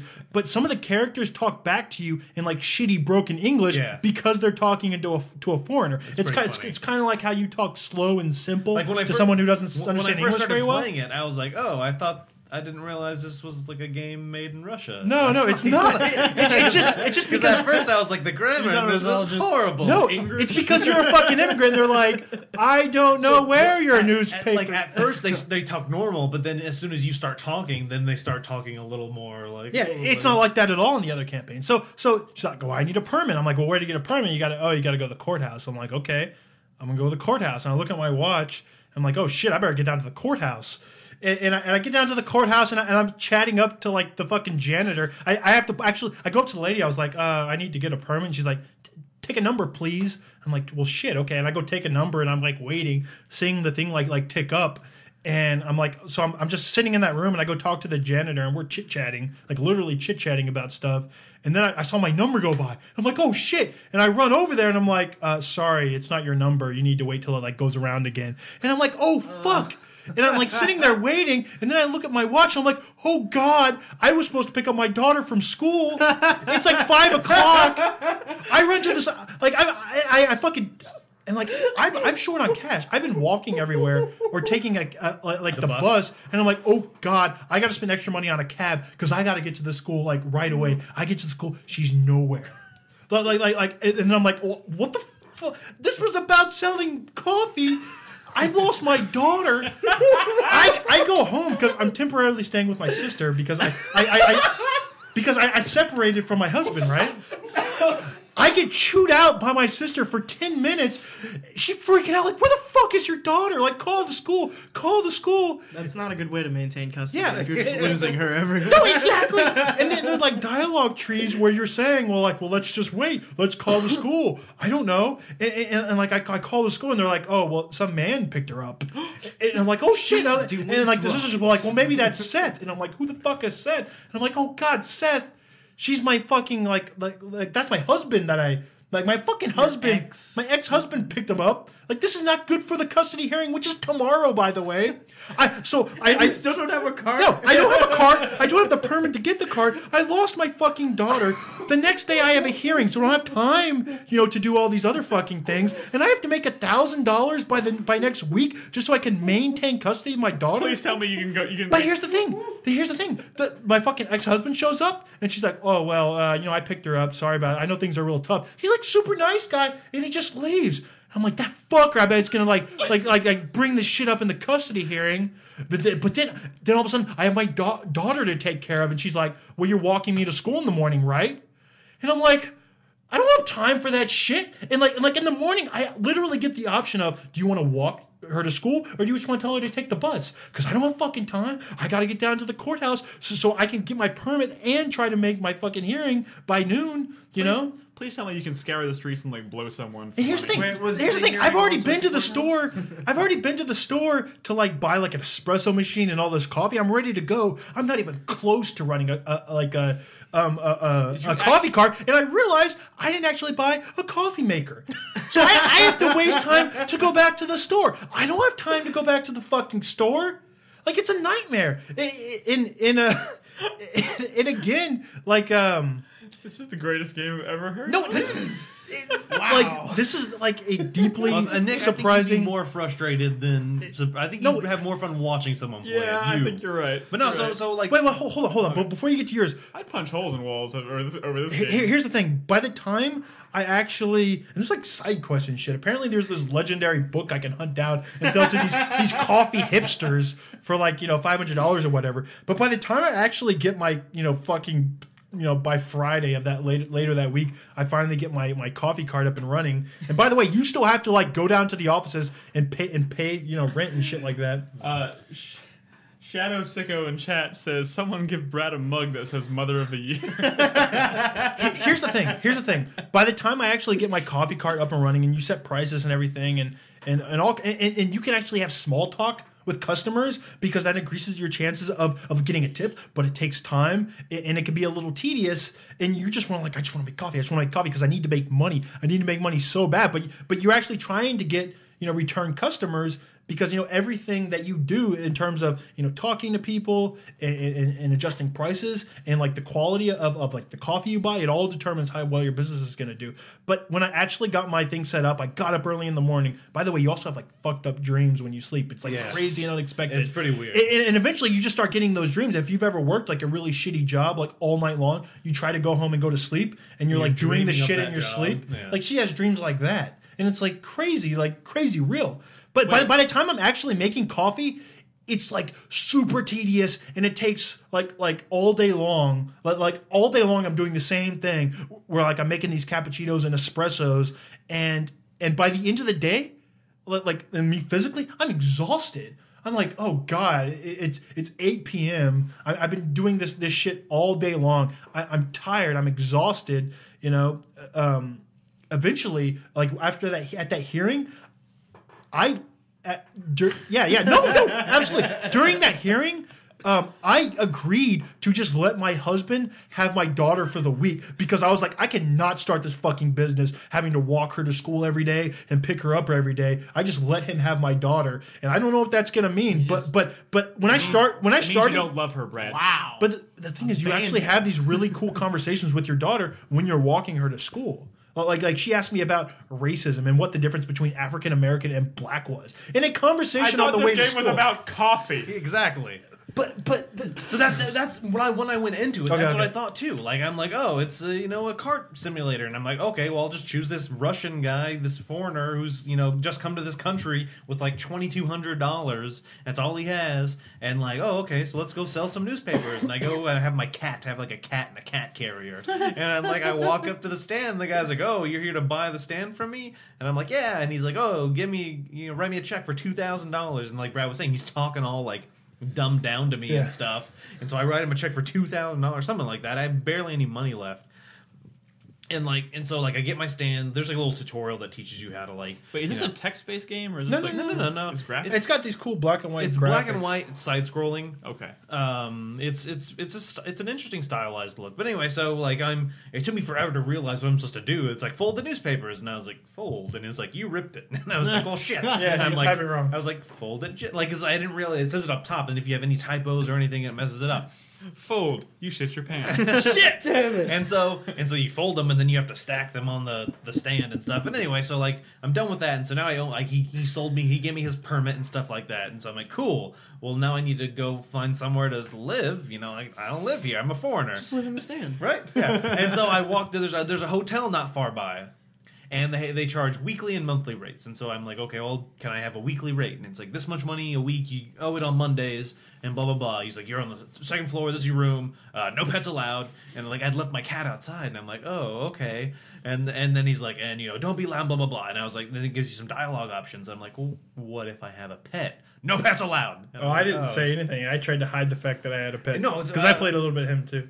Yeah, and so I was like, oh, okay. And then I was like, and another one of the options was, when is the rent due? And I was like, well, when is the rent due? He's like, I told you, it's due on Monday. And I was like, oh, he like got mad at me. I was like, I'm just making sure. And so I leave and I go get the cat, and I walk upstairs to my room, and like I put the cat down, and I'm like, he's like, oh yeah, I need to go get you a litter shed. He calls it a litter shed. And then like, so I thought it said no pets allowed. What am I gonna do with the bag? I leave him in a dumpster? Wait, but who told you to go get a litter The shed? cat. No, like I put the cat, and I was like kind of talking out loud. The cat told You him. narrate a little bit. Okay. And Monologuing, yeah. And so like there's four in my game. There's 4 meters. I have my sleep meter, my like food. Glimbolski's food meter. Glimbolski is the cat. His food meter, and there's one more. Because he's a smoker. Yeah, because I'm a smoker. Oh, God, and that's so if I don't miserable. smoke, like I'm fucked. And so It's true. He goes into coughing fits. yeah, I'll start like freaking out and coughing and stuff. And so I'm like, well, crap. I got to get this cat some food and a litter box, because if I don't, it's going to start meowing and freaking out, and people are going to know I have a cat in here. I'm going to get kicked out. So I have to go to the supermarket. So I leave the area and I go, there's like a world map. And so there's all these different areas and stuff. And say like my stand is like here. And then like my hotel is like here. And the supermarket's like here. And I'm like, well, shit. And so I'm like, you can take a cab, and that's $20. I'm like, well, fuck that. I only have like $150. I'm like, I can take a bus, and it's 75 cents, or I can walk. And I was like, it's kind of far. I'll take the bus. So I take the bus. I'm at the supermarket, and it's literally like a supermarket. You're like, you're constantly walking down the aisles, and you're like kind of shifting through all the different things. I'm like, okay, where's the fucking litter box? Where's the fucking litter box? And I'm like looking, I'm like, oh, cat food. And so I grab it, and I'm like, cat food. And then I'm like, oh, so I need something for myself too, and I need a litter box for the cat. And I'm looking. Granola like, bars saves your ass. oh yeah, so I'm like, I was like, oh, hot dogs, and I was like, oh, requirements. So you have to have a broiler, you have to buy buns, you have to buy. I'm like, oh, that's too complicated. That's a lot. And then there's like chili, and there's no requirements. I'm like, I'll take some chili, and so I got some chili, and then the store's closed, and they make me leave. So I don't have a litter box, and I'm like, fuck. You know what's hard about Glenn Wolf's about? I can't take this anymore. You know what's hard about the immigrant is he doesn't have a watch or a cell phone. Yeah, you can't so tell time. I don't know what time it is. You can buy a watch. I have no fucking time. And so I leave the store and I'm like, well, let me take the bus home. The bus stopped running. So you have to walk. So I have to walk home. Yeah. And you literally have to walk. And so time's going by. My sleep meter, it's probably like 4 in the morning. I have to be up at 8 to go to my stand. You know what's really fucking funny about that is that happened to me one time, and I got stuck out, and I was just fucking around and messing with staying up all night and adjusting prices and stuff because you have to do some math. Yeah. That's a pain in the ass. And I realized like, oh god, it's 3 in the morning. I gotta go to sleep now. She woke up late. Like she woke up like at 11:30. I'm like, fuck! I slept half my fucking day. I need to be selling coffee. It's crazy. I love how both of these stories are incredibly elaborate, but neither one of them have said anything about actually running a cart. So I finally get home after walking all the fucking cross town from the supermarket, and I go to sleep. I have some fucked up dreams, and I wake up, and my cat's hungry, so I give him some food. I don't have a litter box for him, and I'm low on money, and it turns out I can't eat my chili. Like I don't know why. I can't figure You it don't out. have a can opener. Probably. And so I'm like, well, shit, I'm hungry, and I haven't smoked because I didn't get any smokes, and so I'm like, fuck, I'm like, I need money. So I go to the stand, and he's like coughing the whole way, like every few, like every minute. Nobody he'll wants start, to like, buy coughing coffee and from stuff. someone who's coughing. Well, I'm selling newspapers. Oh, newspapers. And so I get to my stand, and it's like, well, open your stand, and I'm like, oh, I'm too hungry to open the stand. I'm like, fuck, I can't even open my stand to make money because I'm too hungry, and that's where I just ended up stopping. Well, so real quick, I played a little more of that. Made it to the cart. So you never even made No. it to selling one newspaper? No, here's the thing. Like, I played that scenario. I don't know what I did. My fucking cat ran away. Like, I lost him, and I was freaking out. And I was walking around like the motel, like trying to find him. And I started up a conversation with some woman there. And I find out, like, who starts hitting on me, and I find out she's the wife of the motel owner, and I'm like, oh shit, like what's going on here? And I find my cat, and he bit the woman, and like I don't like, it's crazy. Like there's like this crazy elaborate story that it's trying to tell in the most unlikely game, and I find it deeply affecting. I mean, one of my favorite movies in recent memory was a neo-realist movie called Wendy and Lucy with Michelle Williams. Well, where it's just her and her dog, and she has a job offer up in Alaska, and she's trying to, and she only has like $200, and she's trying to just get up to Alaska. All she has in the world is her dog, and then her car breaks down, and like the movie is just like the super like kind of depressing story about her trials and tribulations, and that's sort of what this game that's a similar feeling that this game captures. And it's like there needs to be more games that are about how hard fucking real life is sometimes. And I like the art style. Yeah, it's a really interesting art style. It's a really cool art style. I will say back in my campaign or whatever, That's the logo. Is it? It's like some lady riding a coffee machine. I haven't seen that. I don't think that's it. Oh, it's fan art. Yeah. But by the way, like back in my thing, like when I bought the cart, like she just started making it. It's like, oh, it's gonna be this much, and it said I had negative money, and I was like, oh shit. I ended up having to sell my fucking wedding ring to just be able to afford all this to start this business. But the whole time I'm thinking, like, Seth was so nice. My ex-husband was so nice. Like, this is so hard. I kind of just want him to take me back so it would make my life a hell of a lot easier. And you want to... And that's fucking real. the best part about... shit, I forgot the name. Cart Life. It's free. Yeah, it's free. Is this on Steam or no? Just you download it from. Well, I know what I'm doing tonight, and it's not Ni no Kuni. There's a pay version. There is a pay version with extra music and extra campaigns. How many does the first one start with? I think there's like a couple of them unlocked, and then you can unlock. Unlock Vinny the Bagel, and then you can unlock more. But then the one, I think it's $5. It's only like $5, and you get a bunch more. And they even have like a bigger one that's like $40, and you get some collectible stuff and whatnot. But I mean, for a game that's free, you should at least check it out. I mean, it sounds impressive. I was certainly not expecting that when we started this conversation. Right? There's so much more to this game. And like I said, like I got so aggravated with this game, but I want to play it. Like I want to like.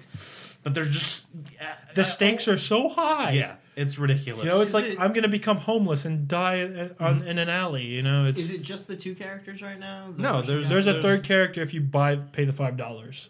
And what business do they run? He's a bagel. Vinny the bagel. I don't even guy. want to imagine what happens with the bagels. He's probably in trouble. No, with the mob or no. something. You could kind of read part of the synopsis, it'd be- Yeah. and it sounds like Vinny is like a pothead or something. Does he have terminal disease or something? But he has a thing where he's like addicted to caffeine, and if you drink coffee, you run faster. but he says if he doesn't have coffee, he walks even slower. So Wow. yeah, it's cool. You gotta walk that thin line, huh? Real quick, I just want to mention One more Miasmata. I'm not gonna talk forever about it because I sort of only played a couple hours of it. And this is definitely a game you need to spend some time to really appreciate all its charms. It's a survival game where you're a guy on an island. All you know is that you have like this disease that you're trying to find a cure for. You're like a researcher. You show up on this island because another group of scientists are trying to, I guess, research the cure to this disease, and you're one of them. And then you find like a dude with a knife in his back, and it's kind of like this open survival game. Like a wood setting. It's first person and almost I would say almost Skyrim-esque graphics. It's a pretty good looking game. It's okay. But what's cool about it is just how like in the world everything is. Like a major component to this game is the fact that you don't know where you are at any given time. Imagine Far Cry or whatever, but no map. I mean, you have a map, but when you pull it out and you look down, there's nothing on it. Yeah. And one of the mechanics in this game is actually like filling in the map, and the way you do that is actually like finding like known locations, like landmarks, and actually finding more than one known location and triangulating, actually triangulating to find out where you are on the map. So you're like making the map while you're playing. Well, I mean, it auto fills it in as you do like triangulation and stuff. Yeah. But it's a super interesting way to approach like this open world. Is this the game? Yeah. This I think that's it. That's kind of a spoiler, but yeah, this open jungle. It's kind of an interesting way to approach this open jungle settings, and everything's really like dangerous, or everything's very like the way you move around. If you go into a full sprint.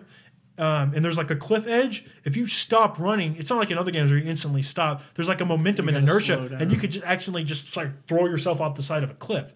And like walking up hills is like real slow, but walking down a hill, you sort of build up speed, and you got to be careful. And you'll constantly find yourself like falling off like little hills, falling down little hills, and you sort of like roll and tumble, and it's all in first person. You get up, you're completely disoriented, and because you can't just look at a map, like you'll never sort of be able to look at the map and see where you are unless you've sort of triangulated your position. So it's real easy to get lost if you're not paying attention. And the thing is, you're reliant on like drinking water, and you'll start getting fevers, and you actually have to like find plants and create medicine to not die of fever.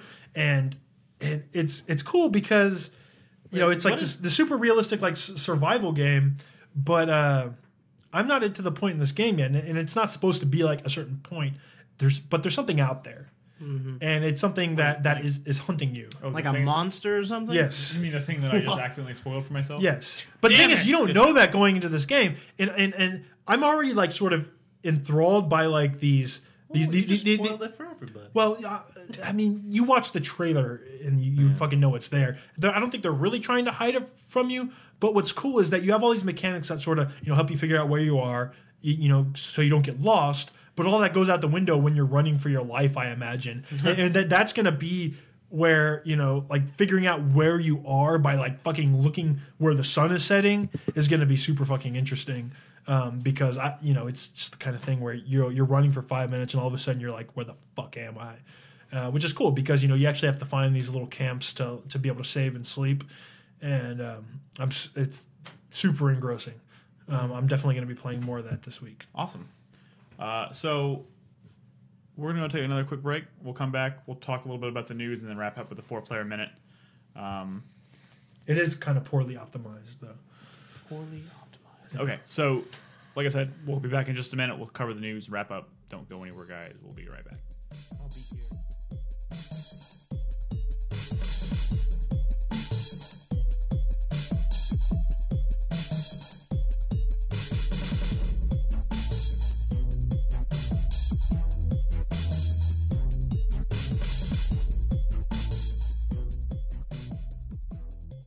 Trying to run into the I was a little kid, like 5 or something, running in the middle of the night down the stairs to the bathroom.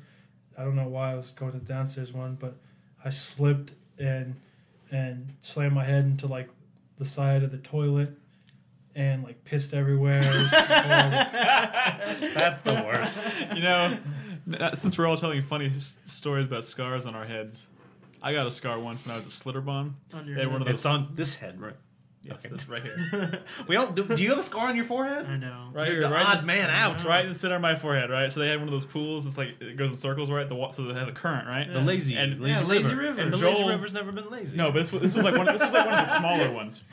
This was one of the smaller ones. Okay. So it was just like it was an isolated. It was like I guess, for smaller kids, I guess. But we were waiting to go on the other ride, so me and Joel were actually swimming in this Opposite direction? We were trying to go the opposite direction. Everyone the current. always does. Yep. And then so you know what I did? I went under and I came up, came right out too close to the wall. There was one of those stone mermaids sticking her out. Head right in the fucking boob, just boom, right there. And I had a bump like this fucking far out because of that fucking mermaid's tits. That's like a horn. Yeah. It like literally it came out. I could almost see it if I looked up. You're like a little It was bad. like unicorn. Fully coolly. Nick. Oh, man. I don't know if you can see them anymore. I have scars around here somewhere because when I was like 3, we were shopping for Christmas trees and I was running around Christmas trees, and I slipped and I fell and my face hit a Christmas tree stand. One of those old time metal ones. Remember those like green and red metal ones you used to put Christmas trees in and like just cut the my mouth up.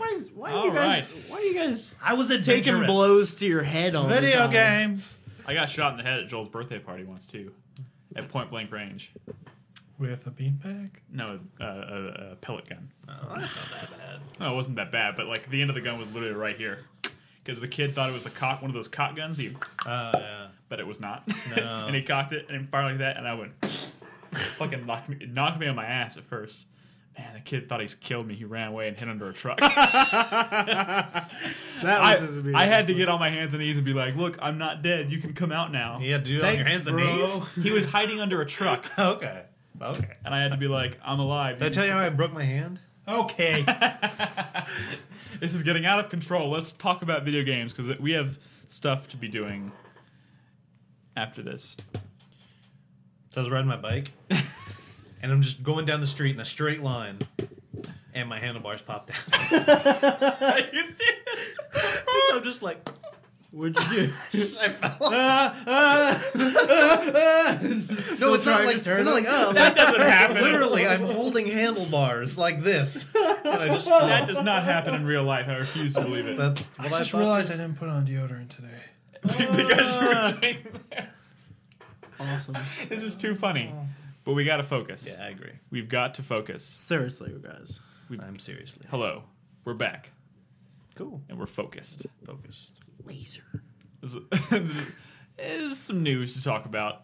THQ filed for financial bankruptcy a few weeks, or maybe more than a month ago. About a month ago, yeah. Yeah. And so they were going to have their auction of all their assets. It was going to be held yesterday or today. Today. Was it today? Yeah. Today at 3 p.m. Eastern. Yeah. So the auction for THQ's financial assets happened today, which means other companies, predominant companies within the gaming industry, were eyeing their assets. That is, their IPs, their franchises, studios, things like that they might be willing to acquire, right? Mm-hmm. So there's a lot of rumors floating around about that, because tomorrow we'll actually find out a lot of the details, I would assume. But there's a lot of stuff floating around right now that's pure rumor. I guess we could start with South Park. Is kind of one of the weird ones, because South Park Studios awarded a contract with THQ to make South Park and the Stick of Truth. Yep. Are y'all with me so far? Yeah. Right? Yeah. Part of that They contract, signed a deal memo. a deal memo, yes, that basically said that THQ had the sole rights to work within that property. Are you looking up details? Yes. Yeah, okay. Had the sole right to work within that property and produce South Park and the Stick of Truth. Now, all of their assets, that is games, IPs, are up for sale. And South Park Studios is saying you can't do that. You can't sell South Park because we gave you the sole right to work within that IP. So they're having some back and forth right now as to whether or not they have the right to sell that studio off. I think THQ is continuing to push for the approval so that they can actually go ahead and sell that, and they're working out something with South Park Studios to make that okay. I don't know what the details of that deal are going to be. I think as part of the deal memo too, South Park Studios is claiming that THQ owes them somewhere in the neighborhood of like $2.2 million or something. Yeah, It's a lot of dollars. which for a studio for a company in bankruptcy is probably not a very good thing. No. So hopefully they get that worked out. I mean, I don't think South Park and the Stick of Truth is in any danger of being canceled or anything horrible like that. Oh god! But I would hope not, since it's like 99% done. Yeah, and it's supposed to come out in a month and a half or March. so. March. Yeah. So at the very worst, I think March 5th. this made.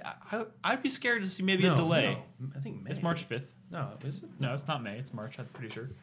It's Yeah, March. yeah. But I wouldn't be surprised if by the time this is all said and done, it doesn't get pushed back. I mean, it might be handed off to another publisher. It'd be nice if it was pushed forward. It would be nice. That'd be nice. Anything could happen, but we won't find out the details until later this week. Oops, my finger put down. Other key rumors right now floating around: Sega is actually rumored to be the current highest bidder on Relic Entertainment, which is a studio formerly owned by THQ, responsible for the Company of Heroes and Warhammer 40K franchises. Thoughts? Why does Sega have so much money? Yeah. Where How did can they they get do that? this? I mean, if Sega can buy Relic, I could buy Relic. What does this mean? How about right? What does this mean specifically for the Warhammer franchise? Because I'm a fan of Warhammer. Well, hold on. They bought Relic, but Relic doesn't own the Warhammer IP. Well, they don't. They don't own the whole IP, but they are. Don't they? Well, no. They have the rights to make 40K. certain I think the 40K games. Yeah. Dawn of War. But that was just like a contract thing. The actual Warhammer guys still own the IP. Right. Relic doesn't. So like it's very likely Games that Workshop, Games Workshop. Yeah. So it's very likely that they might never do anything with Warhammer ever again. But That's the worst. But does that Company mean- of Heroes is like there. this. But still, I believe. or Or Dawn of War was a good franchise. Like No, for for RTS, sure. that was a fantastic franchise. I hope this doesn't mean that we're never going to see another one of those again. Well, they also own Homeworld, so maybe if they can't do 40K, maybe they'll do another Homeworld game, which It would be seems cool. like an odd studio for Sega to target, but I Yeah. also feel like maybe that's because Well, Relic, you say that, but Sega also owned Creative Assembly, owns Creative Assembly, or is Creative Assembly private? I know they publish Creative all their Assembly. I thought they're that was the- owned they're by the- Microsoft. Am I wrong? no Creative They Assembly. didn't they do Halo Wars? No, that's that Ensemble. that was Oh. Ensemble Studios. Creative Assembly is the Total War guys, Oh, okay. Yeah. which is a European like RTS. Those so, are good selling games. Yeah, so I mean, it wouldn't be, it's not that much of a But I hope stretch for Sega them. knows that if they acquire a studio and an IP like that, they still have to market it in order for it to be successful. Yeah, that's the real thing. Sega's just kind of a shitty publisher. I think they have a lot of money because of their other businesses, but like their pachinko businesses and stuff. Wow. But I can't believe that word actually came up. Pachinko? that's huge in Japan. Yeah, it's ridiculously huge in Japan. We're But- not in Japan. But Sega's in Japan. but I mean, who knows? People always said that Tecmo has ties to the Yakuza, and that's where they get all their money I've heard from. that, yeah. Yeah. Because God knows that they don't put out games these days that actually sell. But I don't know. I've never heard that before. That's Yeah. a real thing. Yeah. That is a thing. Other things. Or I'm sorry, Koei Tecmo, not just Tecmo. Tecmo was bought by Koei, Right. not the other way around. The So whole, when they like, say Koei holding Tecmo, company. a lot of people are like, well, how is Koei able to buy Tecmo? Or because it's always said that Koei has had ties to the Yakuza. That's the rumors. That's interesting. Other things surrounding the THQ debacle involve other studios that seem to be interested in some of their assets. Ubisoft's name has come up in a few. I know Nolan has some opinions about wanting to keep their, how did you put it, DRM grubby, or what did you say? Grubby DRM. Grubby DRM fingers off, or grubby DRM hands off of it. Off of THQ properties. The 50 Cent franchise is also THQ. 50 Cent. So, like, to be clear, THQ franchises that are Been waiting that for are, a follow up to Blood in the Sand. Yeah. I mean, there are a few weird ones like 50 Cent, Blood in the Sand. So the WWE franchise is part of THQ, but All the Nicktoons. some stuff. predominantly some very high profile games like Darksiders, Saints Row. So that's the thing. Vigil. I hope Vigil lands on their feet. What about Red Faction? That's That's THQ. Volition. Yeah. No, Volition's the big. Volition did Saints Row. Yeah, whoever ends Volition's up the with big Volition, buy. Yeah. whoever ends up with Volition is the winner. But you don't understand. I don't think Volition is going to be sold as a studio with No. Saints Row with Red Faction. I think that, like they said, piecemeal. I think like a completely different publisher could just buy Red Faction or just buy Saints Row and not necessarily buy Volition or Hopefully- just buy Volition with Saints Row. Hopefully, a publisher can say, "I'll take Volition and Red Faction." Hopefully. That would be great. Is this also part tied to the whole thing with Insane? Because I know they had been shopping around Insane once they had canceled that. At No. THQ. Or was that just something totally separate? It was Guillermo del Toro retains the rights to Insane. So he was shopping it around. Okay, Yeah. so Guillermo del Toro is shopping around Insane, so we don't have to worry Or about he that. was. I don't think we'll ever see that. Probably not. Yeah, I hope so, but I hope we see it. Double Fine is interested in some of their assets. I think we had talked be before cool. the show about that being more focused around assets that were already Published, owned, like published Costume by Quest THQ. and I believe Stacking. Yeah, so was I guess they published would by just be THQ. them taking back stuff they taking already- control yeah. of their property. That would suck if they don't get it back. Yeah, that would suck. Like if fucking like Activision, just because they're spiteful about the whole Brutal Legend thing, Yeah. like that would suck. swoops. It under does nothing with it. Yeah, That would that could definitely happen. I could see 2K buying up Saints Row just to sit on it God, I hate people. I mean, the other or take Corporations Take are two. dicks. the last few things here are just that other studios or other big name publishers like EA, Warner Brothers, and a company called Clear Lake, which is not necessarily even a game development. They So were that's the more of a I think brand. the investment firm that was originally going to buy THQ if their bankruptcy got approved, Yeah, and like I guess THQ was just going to sort of go on as normal, yeah. but that got denied. I guess they're still So that interested. company is apparently still interested in acquiring some of their assets. But if anything is acquired by Clear Lake, I can't imagine what's going to happen to those things. Probably nothing, which is strange.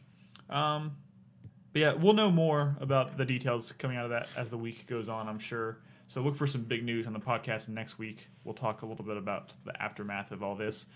The last little thing we can talk about on this show is going to be Square Enix and their new mobile Final Fantasy game. So I think they actually have two new ones, but one of their new ones it came out a while ago, and this isn't exactly news, but it's news since we haven't been doing any news on the podcast. Yeah. Yeah. The game is called Final Fantasy All the Bravest, and it's essentially how the game works is you have enemies on one half of the screen, and the right half is a bunch of little like Final Fantasy guys. So like We're talking like classic sprite Final Fantasy. yeah, think back to like the NES days. You have like red mages and black mages and white mages. Really little, by the way. Yeah, I and mean, so, really, yeah. yeah, and so you have like a shit ton of them, like 30. Yeah. I think that's the max you can have on screen, and you tap each one to attack. I think people were saying you just like swipe your finger and each one will attack. But anyway, so yeah, it's only I think it's $4. It's a little pricey for an iOS game, $4. But yeah, and so each of your guys is a one-hit kill. You mean they're killed they in one kill hit. in one hit, or They die die in one hit. Okay. So every time like you're on a boss or something, you got a lot of HP. You can't just take him out. He's going to be taking out your guys. And if you have some, like I think you might have some like stored in the back end. I'm not 100%. I haven't played the game. I'm not going to pay $4 for it. Yeah, I was waiting for you to get to the part where this game sucks. Well, calm down, killer. So when they die, you have to wait 3 minutes, something like that. 3 minutes. It takes 3 minutes for one person to come back, and then another 3. So if you lose 5 guys, it's gonna be 15 minutes before you have all of them back. They can't all. They don't go at the same time. It's one at a time. One at a time. They're in a Oh, queue. what the fuck? And so you can use hourglasses to bring back multiple guys. You can bring like all your guys back with an hourglass. I think you start the game off with a couple hourglasses, but if you run out, what are you gonna do? Well, you can buy hourglasses. Oh, For you real piece money? of shit. $1 gets you 3 hourglasses. $2 gets you. I want a list of the people. So it's $2 gets you 8, and $3 gets you 20. So it's kind of set up where you kind of have to pay to win. I want a like list you of. can't really. So that's the thing. So it's going back to like those like Facebook games and stuff where it's like you can do stuff for 5 minutes and then you can't do something or for you can hours. buy credits. Exactly. Yeah. And so the problem is with like I was reading some other people talking about it, and they were saying like within half an hour or not even, they were on like a boss battle and they lost all of their guys. And so like what are they gonna do? And they're out of hourglasses. And so the game also has special characters. Like you can get like Cloud and Squall, stuff like How that. much do those cost? $1 a piece. Fuck me. And the best part is it's random. So you can't just say I want to buy fuck. Cloud. You say I want to buy a special character. You pay $1. There's your special character. If it's not the one you wanted, tough shit. There are 35 special characters. You could go into this game and pay without buying any hourglass, just like around close to like $50 for an iOS game. The worst part is like there's nothing to the gameplay. No, there's nothing. There's no story. You kind of walk around an area and you go into random encounters and stuff like that. I mean, it's very basic. It's very when you're in combat, it's not. No, like... you just touch your guys. They go and slash the dudes. But when the enemy attacks, they automatically kill your dudes in one hit. Mm-hmm. And there's no way to prevent this from happening. There's no way to prevent that. There's no strategy. They're automatically going to die. So like the whole system exists that way. So you spend money on it. Forces you to buy those hours. Yeah, if you want to keep playing. When you were describing the setup of like the enemies on one side, you on the other, and you've got like these columns of like 30 some guy. It kind of sounds like similar to like Might and Magic Clash of Heroes. But you're saying it's not really like. Dude, I watched the trailer for this game and it was the most boring trailer. You just touch them and they run over there and attack. It's real engaging. Fuck? Yeah. I think they have another Final Fantasy game out. Like it's like some new one like for iOS. Is it the one that's like sort of a throwback game? Yeah, it's like a throwback game, and so it actually does have the combat and stuff. When you're in battle, you can attack and then do this attack. You can go to magic and stuff like that. But apparently, you can only play so much, and then you have to buy the next section. Yeah, it's like I think DLC? all. Yeah, but I think it's like $30 or something. Yeah, no, I think it's more. I think they're 10 like somewhere around like $5 to $10 the next section. Good God. So they also, I think, September. I didn't even know about this. They released a game called Demon Score. Wait, that game is that out for Android? Yeah, it is out for Android. So hold on, I want to play that. hold on. I'll get to that. You know who makes that, right? Yes. Okay. So for iOS, it's $1. Demon Score, and so it's kind of like Elite Beat Agents. Yeah, well, it's by the same creators. Yeah, I can't remember their name. Enos. And so, you tap the screen and you drag it and kind of music-based stuff. Mm-hmm. And so, you get to the first level and you have to buy more songs. So this is essentially, they were selling it as a game, but it's a demo. It's the first level of Yeah, the game. you can play the first level and you have to pay like, I think $3 to $5 for each extra song. What? Oh. $3 to $5. That can't be right. $3 to $5. How many songs are there? I don't know. It just came out on Android. It's not $1 on Android. It's $20. Oh my What? God. Is there a demo at least? And it's not for phones. It's only for tablets. Ah! I wanted to play that. What the fuck is Square Enix doing? Well, do they not have enough money from Final Fantasy and all the other shit they do that they have to get these money? Yeah, we're gonna make like. Not really, actually. Probably this well, stuff makes them a lot of money. The lately, if they sell it, I know people are buying it, but the thing is, it's ridiculous that you can spend $50 on an iOS game. It's And not I want a even list like- of all the people who spent that money so I can go Yeah. take Dude, them out strategically. That's not even them just being Why is like it out on phones? trying to come up with creative ways to make I money. couldn't find it on the Play Store, and I Googled it, and I thought, Play Store, their website, and it's like not compatible with your device. And I have the latest phone and iOS, Android OS, so it's only on tablets, I would assume. Okay.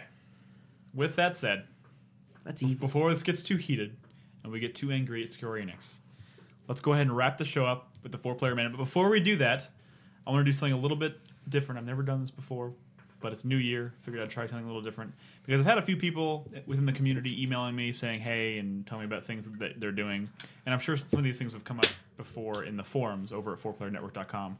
But I figured it'd be a good opportunity to, give those people some credit on the show. So I just want to give a few shout outs before we wrap up. First of all, to our subscriber of the month, Mr. Oblivion in chat. Brad, you need played. to take that copy of that game. You got to play. Sure, I'll play it. If you don't forget when I leave, I'll play it. Brad's been playing some Phantom Dust, which was his pick of the month. So that was pretty cool. I guess you're gonna be playing it as well, Nolan? Sure, yeah. And Joseph. So our subscribers, we play games for them, literally for them at their request. Mm-hmm. And we have other plans that we're hoping. Now that the Game of the Year stuff is over, we can finally start putting some of our other plans into motion. So we have some stuff behind the scenes going on that we're going to hopefully be announcing pretty soon. Also, another community member emailed me last weekend. His name is Martin. He's from London. Just want to give a shout out to him because he said he listens to the show. But he wanted to let me know about a band that he plays in because he emailed me specifically because he knows I listen to metal music. So if you're a metalhead out there, you listen to progressive metal. He's in a band called Shields, and there'll be a link in the link dump, I guess, below. If you're downloading this, it'll be on the website. Is it called Shields or is it called the band is called Shields? The band is called Shields. That's terrible. I can't do it forever. But if you're interested in metal music, they just released a new EP, and I thought it was pretty cool. They have a new music video, which I watched, was pretty awesome. He's the drummer. He said he listens to the show on a regular basis, so that's pretty cool. And I noticed the community did a Game of the Year, their own top 10 Game of the Year thing in the forums, and they voted, and they piled all the votes together, and they made their own community top 10 list. Which I want to post on the front page of the website, but until then, there'll be a link in the show notes. You're not going to spoil any other choices? No. Do you want me to? Well, just let me look. No, I mean, I don't have it pulled up. I can tell you. I can tell you a game that was. Wait, actually, that game was on someone's list. I can't remember who it Any was. surprises? There's a few. And the order is kind of surprising in some regards. But there'll be a link to that in the show notes. So if you're interested to find out what the community thought about 2012 and the games that came out, please check that out. So I'm just going to say, if you have anything that you do for fun that you would like to share with the community that you think is cool or exciting, feel free to email me. I'm happy to respond to emails, and I'll be sure to bring it up on the show at the end. So you can email me at nickhenderson@4playernetwork.com. And with that, we'll go ahead and wrap up the show with... Oh, last thing. Almost forgot. I'm so sorry, Chris. I know you're watching through that camera right there. Chris did a fucking fantastic job with our Game of the Year videos. Yep. Yes, he did. He devoted hours of his personal time to editing our Game of the Year videos. So check those out. Each one of our top 10 lists can be found on the site at 4playernetwork.com. There's game footage and commentary on all of them. Please check them out. I'll post links to those in the show notes as well. There'll be a lot of links in the link dump this time, which I don't really do very often, but I'm trying to do a lot more in 2013. Bigger dumps. Bigger dumps in 2013. Dumps. That is my resolution. So, with that said, let's wrap the show up at the 4-player minute. We all know how this goes. Brad's going to start. I'll go first. My sweat. What's the 4-player minute, Nick? Sweat, hype, shame, fuck. My sweat is... In that order. My sweat is actually for Fire Emblem Awakening, which is coming out on the 3DS in just a couple of weeks now. I'm a huge Fire Emblem fan, but I've always had concerns about this series, and I've always wanted them to fix certain things. And I have played a lot of entries in the series, but one of the most frustrating things was that when a character levels up, they have like 8 stats or whatever.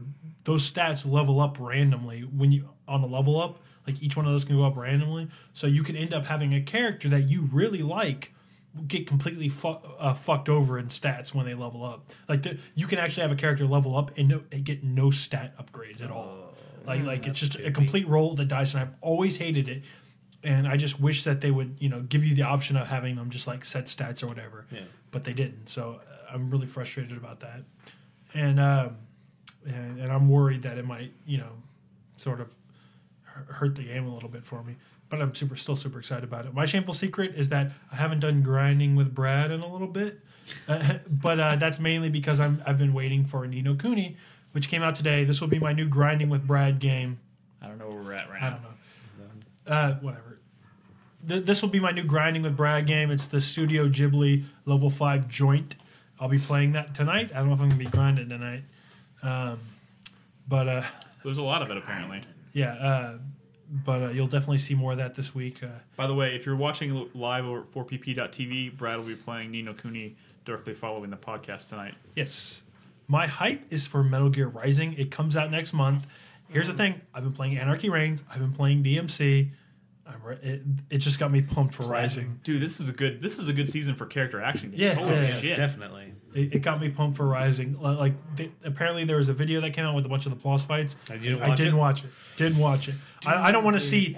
I don't want to see any more of this There's game. this one boss. Oh my god! I did see. I did see an animated GIF of like this boss that was like in different parts. Yes, and he was like slat. Oh my god! I'm so excited. What do you want to say, By Nick? the way, I just noticed he just said GIF. Didn't we give Chris shit about saying GIF too? Yeah.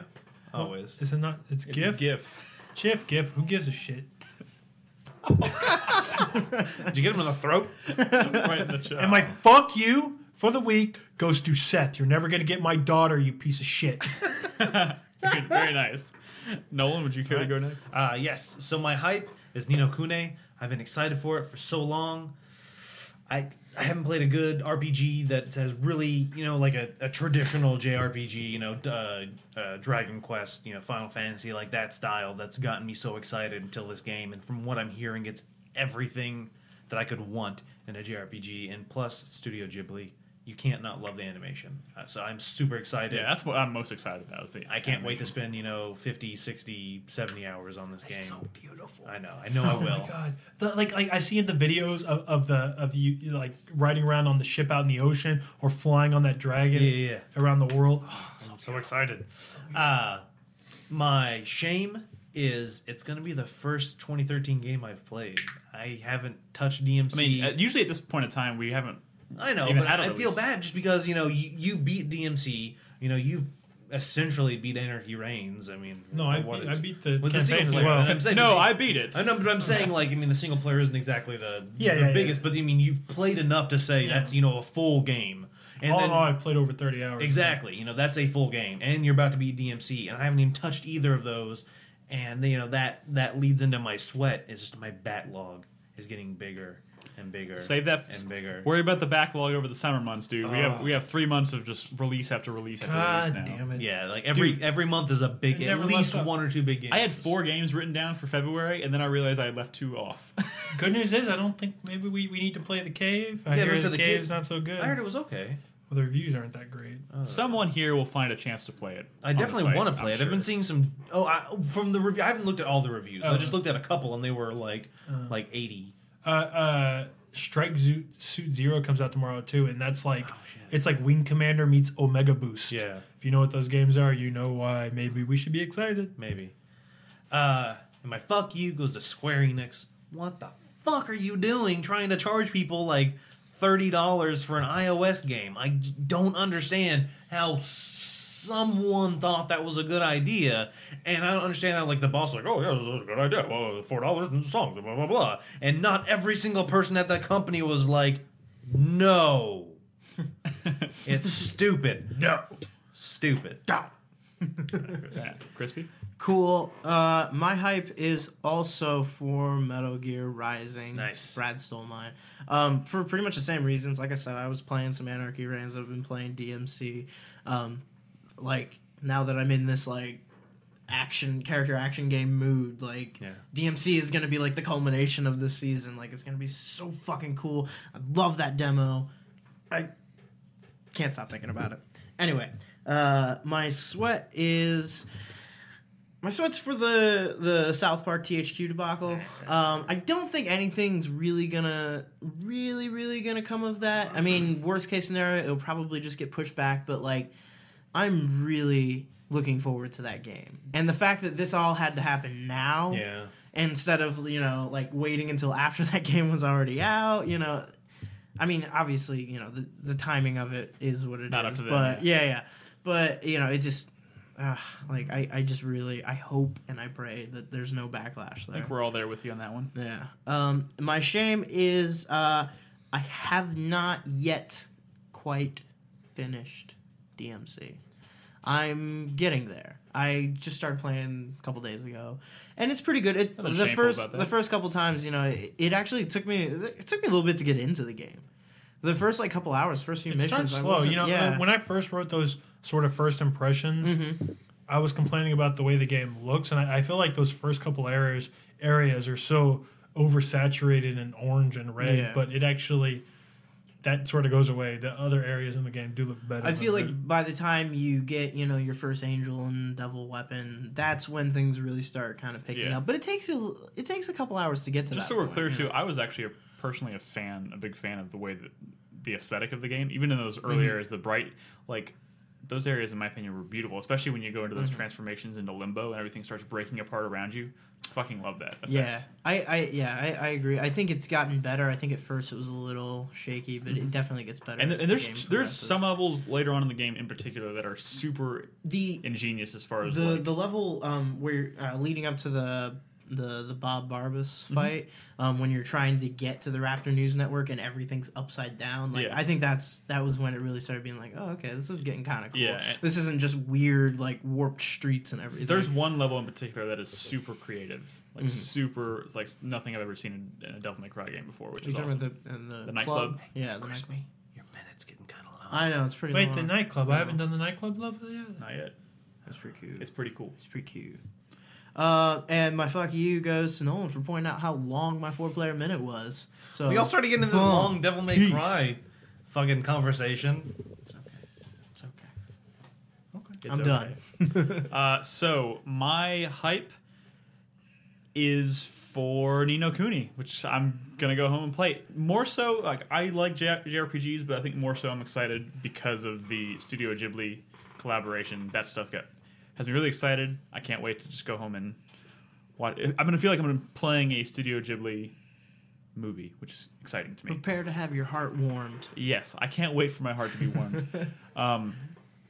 My shame is that we didn't even talk about the music in Devil May Cry, and I don't want to. I don't want to talk about the music. I really don't. That's definitely just personal taste. So. That's why I don't want to have the conversation, but I am... With that said, I love the music in Anarchy Reigns, and I know a lot of people probably wouldn't like that either. Fair enough. But I was specifically going to give a shout-out to the band they chose to...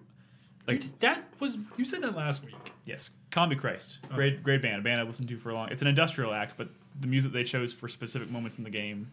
This is not the battle music, although it does crop up a few times during key scenes. But the early intro sequence and some of the later stuff in the game uses it. I thought it's a really good effect, and I really liked it. So I'm sad that I have to kind of be ashamed of it. I feel like people kind of make me feel that way about it. But I don't know. I thought it was really well done. And my sweat is for DMC because I'm worried that they're not going to be able to give it a sequel. They certainly set it up for a sequel, and it ends on a really good note, in my opinion. And if this is another one of those Ninja Theory games where they just don't get a chance to follow it up, I'm going to be sad. Womp womp. Good job. Did you just knock the camera? Yeah, it's rubber banded. Yes. And whose idea was the rubber band? This guy. Oh, Devil May Cry, Devil May Cry. And it's gonna fall. Oh my god damn you. And my fuck you for the week goes to... Because you didn't think of one earlier? EA for microtransacting fucking Dead Space. weapon customization in Dead Space 3. Yeah. That's ridiculous. You know what? I almost want to change my sweat to Dead Space 3 because I really want that game to be good. But I'm nervous about it. Cover systems, enemies that have guns sounds like fun. Yeah, I'm scared. I like that. But my You know what? It'll probably be a good game. But my real hype is, of course, the fact that I'm taking Crispy to his very first brain-melting metal show in early February. That was your hype last week. No, it wasn't. Yes, We didn't have a hype last week. We haven't done a regular show in over a month. I remember you saying Yeah, something like we that. each similar. had a hype, but not a 4-player minute, so Oh. you said it last week. Well, that... Really? Yes. Oh, well, I'm I'm still excited. still hyped. The point is, I'm still fucking excited. It's going to be awesome. I'm worried. I know. I can't wait. It's going to be great. So I think that just about does it, guys. Thanks once again for listening. 2013 is here.